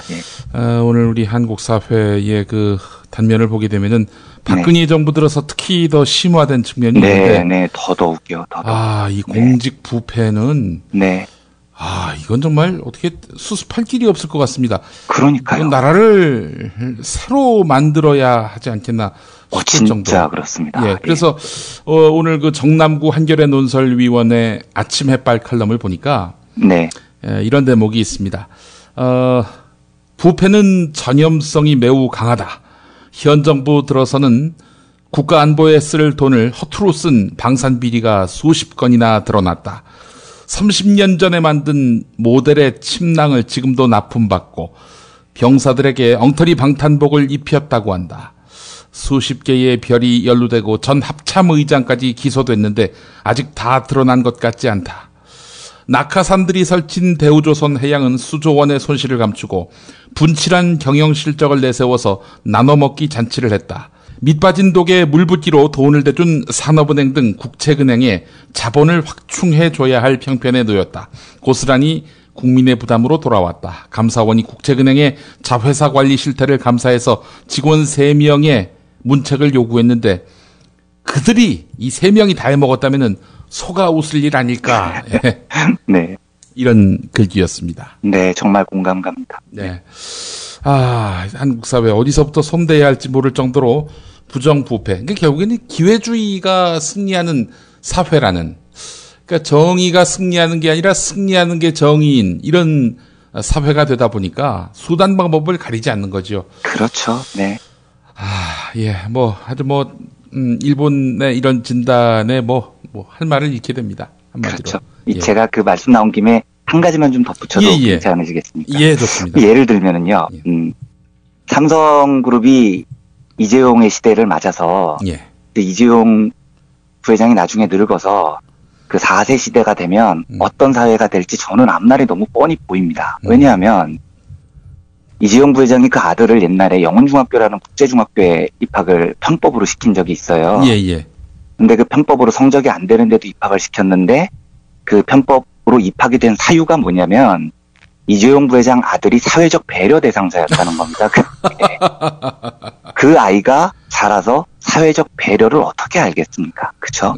예, 그건 너무 뻔한 겁니다. 너무 뻔한 그런 거짓 편법으로 자기 아들을 국제중학교에 밀어넣었다면 그 아들이 삼성을 지배하는 사회는 너무 뻔한 거죠. 우리가 정말 어디서부터 손을 대야 될지 모르겠습니다. 정말. 네. 그래서 산채로 썩어가는 나라다. 이런 말이 나오고 있는 것이고요. 예, 알겠습니다. 자, 다음 이야기 해보겠습니다. 미국 민주당 경선이 막을 내렸습니다. 결국 버니 샌더스, 그래도 미국 사회에 사회주의라는 화두를 던진 점, 이 점은 역사에서 평가받을 일이라고 보는데 말이죠. 이제 총평 한번 해야 될 것 같습니다. 네. 일단 이제 15일에 워싱턴 DC 경선이 마지막이었죠. 그래서 미국 민주당 경선이 끝이 났고요. 사실상 이제 힐러리 클린턴하고 버니 샌더스 후보가 만나서 트럼프에 대항하기 위해서 힘을 합하기로 의견을 나눴다. 이런 소식도 들리는 걸 보면 전당대회에서 뒤집어지는 일은 없을 것 같습니다. 그래서 결국은 버니 샌더스가 대선 후보가 되는 일은 없을 거고요. 샌더스가 미국 대통령 선거에서 사실상 퇴장을 한 거죠. 그리고 지금 이제 김영민 PD님께서 말씀해 주셨듯이 버니 샌더스는 미국 대통령 선거에서 퇴장을 했지만 미국 사회 또 한국 사회 이렇게 굉장히 여러 화두를 던졌는데 말씀 주셨듯이 그 사회주의라는 단어를 남긴 것은 저는 굉장히 중요한 화두라고 생각을 합니다. 그래서 이 사회주의라는 단어가 저희 청취자분들께서도 좀 쉽게 동의하시기 어려운 단어일 텐데 거기에 대해서 좀 용기를 내서 제가 말씀을 드려보려고 합니다. 근데 사실 좀 정확하게 말을 하면은요, 제가 그 샌더스의 정책을 쭉 들어보면 샌더스가 사회주의자인지는 모르겠습니다. 잘요. 그러니까 정통 사회주의자는 확실히 아닌 것 같아요. 그리고 조금 사회주의라는 범위를 폭넓게 잡아도 좀 애매합니다. 근데 실제로 그 미국 좌파 진영의 정신적 지주라고 불리우는 언어 철학자 노엄 촘스키 MIT의 명예교수는요, 단언을 합니다. 올해 2월인가요? 그 알자지라하고 인터뷰한 영상이 있는데 기자가 이제 노엄 촘스키 교수한테 물어보는 거죠. 미국 대선에서 사회주의자인 버니 샌더스가 이겼으면 좋겠습니까? 이렇게 물어봤더니 촘스키 교수가 대답을 어떻게 하냐면 우선 분명히 해두자. 샌더스는 사회주의자라는 용어를 쓰지만 사회주의자가 아니다. 샌더스는 뉴딜주의자다. 이렇게 얘기를 합니다. 뉴딜주의자? 예, 뉴딜주의자라는 건 이제 미국이 대공황을 극복했을 때 루즈벨트 대통령이 펼친 정책을 뉴딜 정책이라고 하거든요. 그래서 대충 케인즈에 가까운 그러니까 그런 정책주의자 정도다 이렇게 평가를 하는 겁니다. 근데 저도 대충은 동의가 됩니다. 샌더스 정책을 보면 이제 생산 수단을 누가 소유할 것이냐, 계획 경제의 비율이 어느 정도 높을 것이냐 이렇게 그 경제 시스템 면에서 보면요. 사회주의냐 아니냐를 간파하는 몇 가지 요소들이 있는데 샌더스에게는 그런 요소가 거의 안 보입니다. 그래서 저도 샌더스는 급진적인 시장주의자에 가깝다고 봅니다. 촘스키 교수의 말처럼요. 그런데 샌더스는 스스로를 사회주의자라고 자처를 했죠. 그리고 대선 후보로는 굉장히 불리한 요소거든요. 사회주의자라는 딱지가요. 그런데 어쨌든 샌더스는 민주적 사회주의라는 단어를 포기를 하지 않았습니다. 그러니까 이게 우리로 치면 대선 후보 한 명이 나는 종북주의자다 뭐 이렇게 말하고 다니는 거하고 비슷한 상황인 거거든요. 네, 실제로 그 미국이 한국 못지않게 반공 정서가 무지하게 강한 나라입니다. 예. 다들 아시겠지만 1940년대 후반에 메카시즘 이 광풍이 불었을 때 그 메카시라는 그 반공산주의자 국회의원은 이렇게 얘기를 했어요. 내 손에 국무부에 근무하는 공무원 가운데 당원증까지 가진 공산당원 205명의 명단이 있다 이랬거든요. 그 이게 한국에는 암약한 종북 세력이 100만 명이 있다 뭐 이런 조선일보하고 똑같은 수준이었던 거죠. 그 당시 미국이요. 예. 그런데 어쨌든 뭐 미국이 이런 나라에서 샌더스가 사회주의자를 자처함으로써 저는 아마 미국이라는 나라에서 사회주의라는 단어가 주는 공포가 거의 극복이 됐을 거라고 봅니다. 그리고 앞으로는 미국에서 누가 사회주의자라고 해도 그 단어가 주는 공포 대신에 그 사람이 뭘 주장을 하는지 내용에 귀를 기울이겠죠. 예. 이게 굉장히 합리적인 사회고요. 아마 저는 이게 대단히 큰 지성의 발전을 미국에 가져다 줄 거라고 봅니다. 이게 제가 이제 미리 말씀을 드리는데요. 이게 제가 국법법이나 국정원이 무서워서 이런 말씀을 드리는 게 아니고요. 저는 사회주의자가 아닙니다. 아닌데 사회주의가 인류 역사에 굉장히 중요한 자산이라고 믿는 사람입니다. 그러니까 우리나라 같은 경우는 사회주의 한마디에 이제 국법법이 막 적용이 되는 나라거든요. 근데 이런 나라에서는 사회주의라는 이 시스템이 남긴 소중한 긍정적인 측면들이 절대로 받아들여지지가 않는 거죠. 우리나라 같은 나라에서는요. 그 우리나라 국민들이 사회주의라는 단어에 갖는 이 공포심에서만 벗어나면은요. 마르크스가 이제 머리에 뿔 달린 미친놈이다 이런 고정관념만 벗어나면은요. 사회주의, 칼 마르크스 이 단어와 이 사상과 이 인물이 남긴 인류의 얼마나 위대한 유산들이 많은지 금방 발견을 하겠습니다. 그리고 마르크스가 남긴 사상과 철학 이 곳곳에 깊이 있는 이런 것들이 그 사회에서 포용이 되느냐 안 되느냐는 그 사회가 지적으로 얼마나 발달할 수 있느냐 없느냐를 결정하는 매우 중요한 요소이기도 합니다. 제가 좀 놀라운 사실일 수도 있을 텐데요. 사회주의가 악마야 이렇게 주는 이 거짓 이미지를 걷어내면 어떤 일이 벌어지는지를 제가 쭉 읽어드리겠습니다. 프랑스가 낳은 가장 위대한 지성 중 한 명이라고 불리는 장폴 사르트르. 스스로 사회주의자를 인정했었습니다. 20세기를 대표하는 천재 수학자, 철학자 이렇게 꼽히는 버트런드 러셀, 그리고 위대한 물리학자 알버트 아인슈타인 두 사람 모두 20세기 전반기에 평화와 사회주의를 강조한 지식인들이었습니다. 현대회화의 거장 파블로 피카소, 1944년 8월에 프랑스 공산당에 입당한 사람입니다. 우리들이 잘 알고 있는 평화적 인종차별 운동가 마틴 루터킹 목사, 스스로 민주사회주의자를 자처한 사람입니다. 칠레 사람 치고 이 사람 시 하나 못 외우는 사람이 없다고 할 정도로 유명한 시인 파블로 네루다. 1945년에 칠레 북부 탄광지대에서 칠레 공산당 추천을 받아서 상원의원에 당선됩니다. 그리고 공산당에 바로 입당합니다. 저희 어머님 세대들이 꽉 그 마음을 빼앗겼던 잘생긴 프랑스 배우 이브 몽땅. 프랑스 공산당 당원입니다. 우리가 이제 어린 시절부터 위인전으로 접해왔었던 헬런 켈러 여사, 1912년 나는 어떻게 사회주의자가 됐는가라는 공개 서한을 발표합니다. 20세기 최고의 사회심리학자로 불리는 에리 프롬, 대표적인 마르크스 지지자입니다. 비틀즈 리더 존 레논, 세계에서 가장 돈 많은 공산주의자라고 불렸던 사람입니다. 우리나라에서는요, 사회주의가 법으로 금지된 건 아닙니다. 그런데 우리나라에서는 사회주의자를 자처하는 순간 곧바로 북한을 이롭게 할 목적으로 이게 바로 달라붙습니다.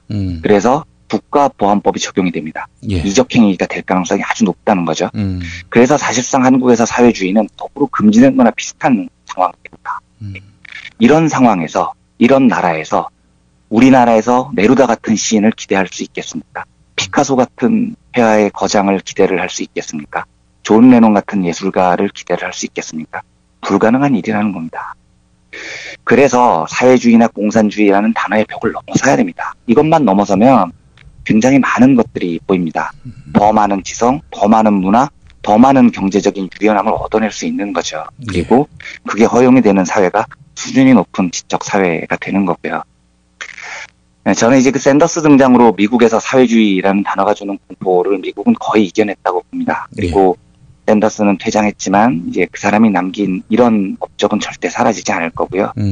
샌더스가 극복한 사회주의라는 단어가 미국의 지성, 인문, 철학 이걸 굉장히 많이 앞으로 당겨줄 거라고 믿습니다. 그리고 이런 현상이 저는 한국에서도 빨리 자연스럽게 받아들여지는 그런 날이 빨리 왔으면 좋겠습니다. 아, 예. 저도 전폭적으로 공감합니다. 이건 뭐 무슨 그 어떤 적폐와 비리가 있어도 공격하는 상대방을 종북이라고 이야기하면 뭐 국면이 바뀌고 뭐 공수가 교대가 되고 이런 현실이 너무 비루해요. 예. 정말입니다. 예.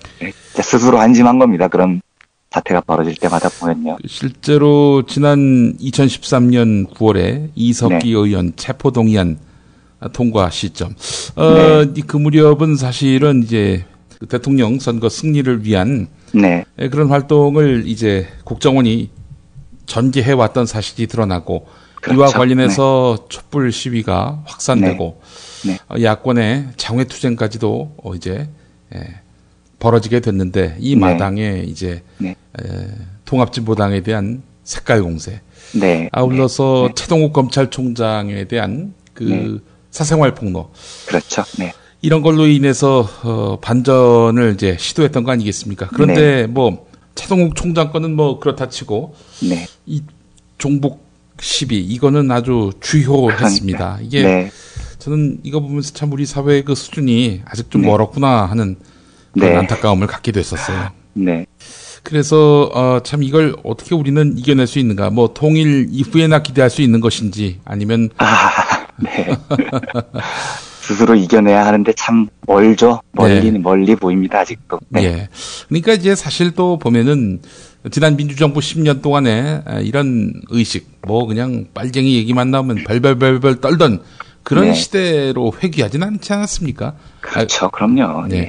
뭐 별별별별 떨던 뭐 그런 시기 때의 그 야만성 뭐 그런 정도로 비교할 수는 없겠지만은 그래도 우리 국민들에게는 여전히 이런 남북 대치 국면에서의 그 공포심, 트라우마 이런 것들이 자리하고 있는 상태고 이런 것들을 이용해 먹으려고 하는 이런 그 냉전 세력들이 또 정치 중심에 서 있고 말이죠.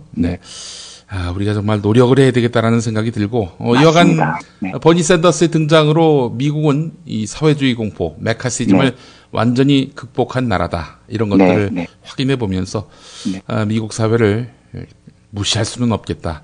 이런 생각을 다시 한번 가져보면서도 근데 이건 굉장히 좀 뭐랄까요? 임시적인 판단이고요. 도널드 트럼프가 당선되면은 이 생각 폐기를 하려고 합니다. 그렇죠. 그렇죠. 대선이라는 큰 그 고비가 하나 더 남아 있네요. 미국에 대해서 좋은 평가를 하기까지는요. 갈 길이 멉니다. 한 주 동안에 이완배 기자님 수고 많으셨습니다. 네, 감사합니다. 다음 주에 또 뵙겠습니다. 네, 고맙습니다. 여러분 안녕하세요. 민중의 소리 아나운서 정혜림입니다. 이 어묵한 여왕님 치아에서 다들 잘 견디고 계시죠? 오늘도 종편의 주옥 같은 헛소리에 혼이 정상인 듯 정상 아닌 비정상 같은 여왕님의 우주 타령에 고구마 100개쯤 한꺼번에 삼킨 듯 답답한 마음에 죄 없는 가슴팍만 두들겨대고 계세요.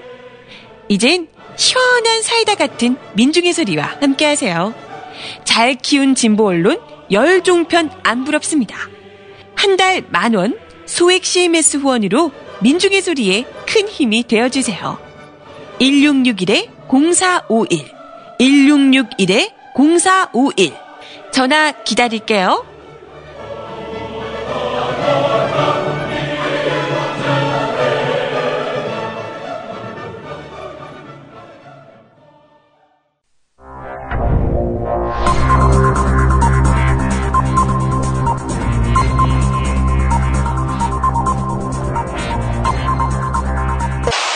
공화국 논평. 대구의 대통령이시면서 광주의 대통령이신 박근혜 동지께서는 6.25를 기념해 기획한 금남로 특전사 퍼레이드를 반대하는 광주 시민에 대한 강도 높은 국가적 중대 조치를 취하실 계획을 표명하시고 구체적인 공격 방침을 제시하시었다. 경애하는 박근혜 동지의 단호한 결심은 광주 시민이 한때 특전사 군인에게 당한 적이 있긴 해도 그 군인은 다 제대했고 또 전두환의 군대가 아니라 박근혜의 군대임에도 불구하고 수용 못하겠다는 사람들에 대한 격한 분노의 표시다. 광주 시민은 대한민국 국민 아닌가? 대한민국 국민으로서 대한민국 영토에서 벌어지는 대한민국 국군의 퍼레이드를 반대한다는 것은 반역적 발상이 아니고 과연 무엇이란 말인가? 혹시 이런 설레발 떠는 자들이 5.18 때 북한에서 파견 나왔다가 원대 복귀를 못한 광수는 아닌지 즉각 민증을 까야 할 것이다. 아울러 한때의 군의 행동을 잊지 않고 논란이 될 만한 부분을 끊임없이 트집잡는 것은 직업이 세월호 유족인 세월호 유족처럼 5.18을 정치적 투쟁의 장으로 악용하기 위한 목적이 아닌지 그 본심을 밝혀야 할 것이다. 그렇지 않는다면 이는 당연히 박동지에 대한 실질적인 거부감과 적개심을 노골적으로 드러내는 것으로서 추호도 용납할 수 없는 포항무도한 도발 행위에 다름 아니다. 군의 퍼레이드라 함은 승전을 기념하는 것으로서 5.18은 무장한 폭도를 진압한 이 나라 법치의 승리임을 부인할 수 없을 것이다. 따라서 이를 부정하고 매도하며 여전히 종북 좌파식의 논리로 5.18을 판단하는 것은 시대착오적인 망상에 다름 아니다.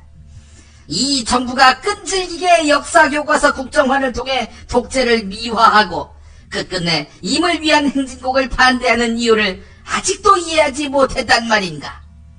그렇다면 쓰레기, 악질, 반동, 양아치, 쓰다버린 콘돔, 먹다버린 생선뼈, 꽉 찬 음식물 쓰레기통, 찢어진 스타킹, 끈 떨어진 샌들, 밑닦다가 똥꼬에 낀 휴지, 종이컵에 담긴 커피에 수장된 담배꽁초, 변기에 들어가려다 막힌 라면 찌꺼기, 머리를 감는 중에 샴푸로 알고 썼는데 알고 보니 트리오, 사탕인 줄 알고 입에 넣었는데 나프탈렌, 학교에서 수업 중 동영상 프리젠테이션을 하는 와중에 잘못 재생된 어젯밤 다운받은 야동, 소개팅 중에 먹은 고추가 캡사이신 만땅의 땡초, 보리차인 줄 알고 마신 어린이 오줌, 야, 뚱보 이부장 그 새끼 졸라 재수다라고 친구한테 보내야 하는데 뚱보 이부장 그 사람한테 보낸 카톡, 시험 종료 1분 남기고 발견한 3번부터 33번까지 밀려 쓴 OMR 답안지, 남몰래 귀려던 방귀에서 나온 것이 기체가 아니라 액체, 물론 이를 갔는데 알고 보니 4대강, 더워서 에어컨 초강풍을 켰는데 갈수록 더워져서 살펴보니 난방 모드, 와 같은 극악무도한 난동을 일삼는 것이다. 이는 박동지를 참을 수 없이 모독하고 우롱하고 천추의 한이 될 망동을 감행하는 것이다. 광주 시민은 이제 5.18의 지난날을 잊어버리고 새 시대에 부합하는 역사관으로 무장해서 박근혜 동지에게 찬양과 존경을 보내야 마땅하다.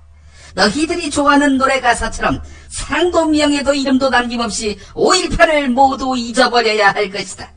만약 이를 거역할 시에는 박근혜 동지의 치솟는 분노와 경천 동지의 탄압의 불벼락을 피할 수 없게 될 것이다. 아직 각하는 금남로를 슬램가로 만들 능력을 갖고 계신 분이시다.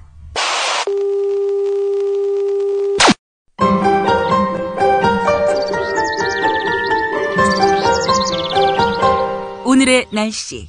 올여름 장마는 주말인 내일 오후 늦게 제주도부터 시작되겠습니다. 따라서 내일 제주도를 시작으로 모레는 남해안에 장맛비가 내리겠습니다. 기상청은 다음 주에는 장마전선이 내륙으로 북상해서 전국이 장마권에 들겠고 일부 지역에는 국지성 호우가 쏟아지는 곳도 있을 것으로 내다보았습니다. 장마의 계절이 드디어 돌아왔군요. 정청래 의원 보좌관을 지냈고 지금은 손예원 의원실에서 활동하는 김성회 보좌관의 페이스북 글을 소개하면서 마무리하겠습니다. 김관홍 잠수사의 사인은 정부에 의한 살해입니다.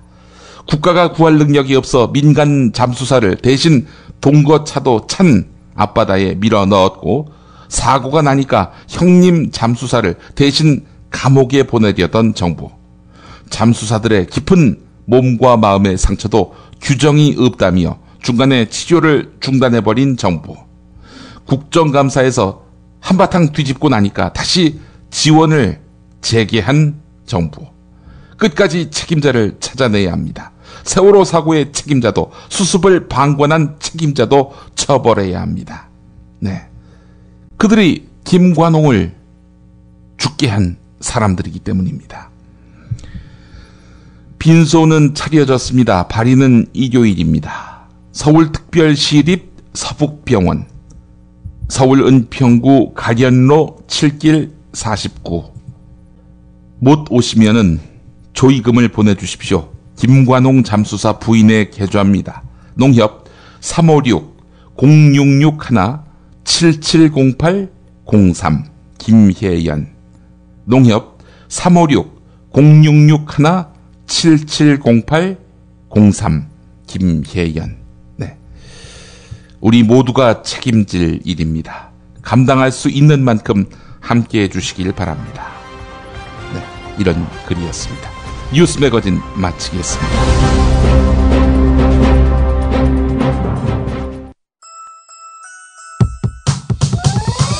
이번 방송 괜찮았나요?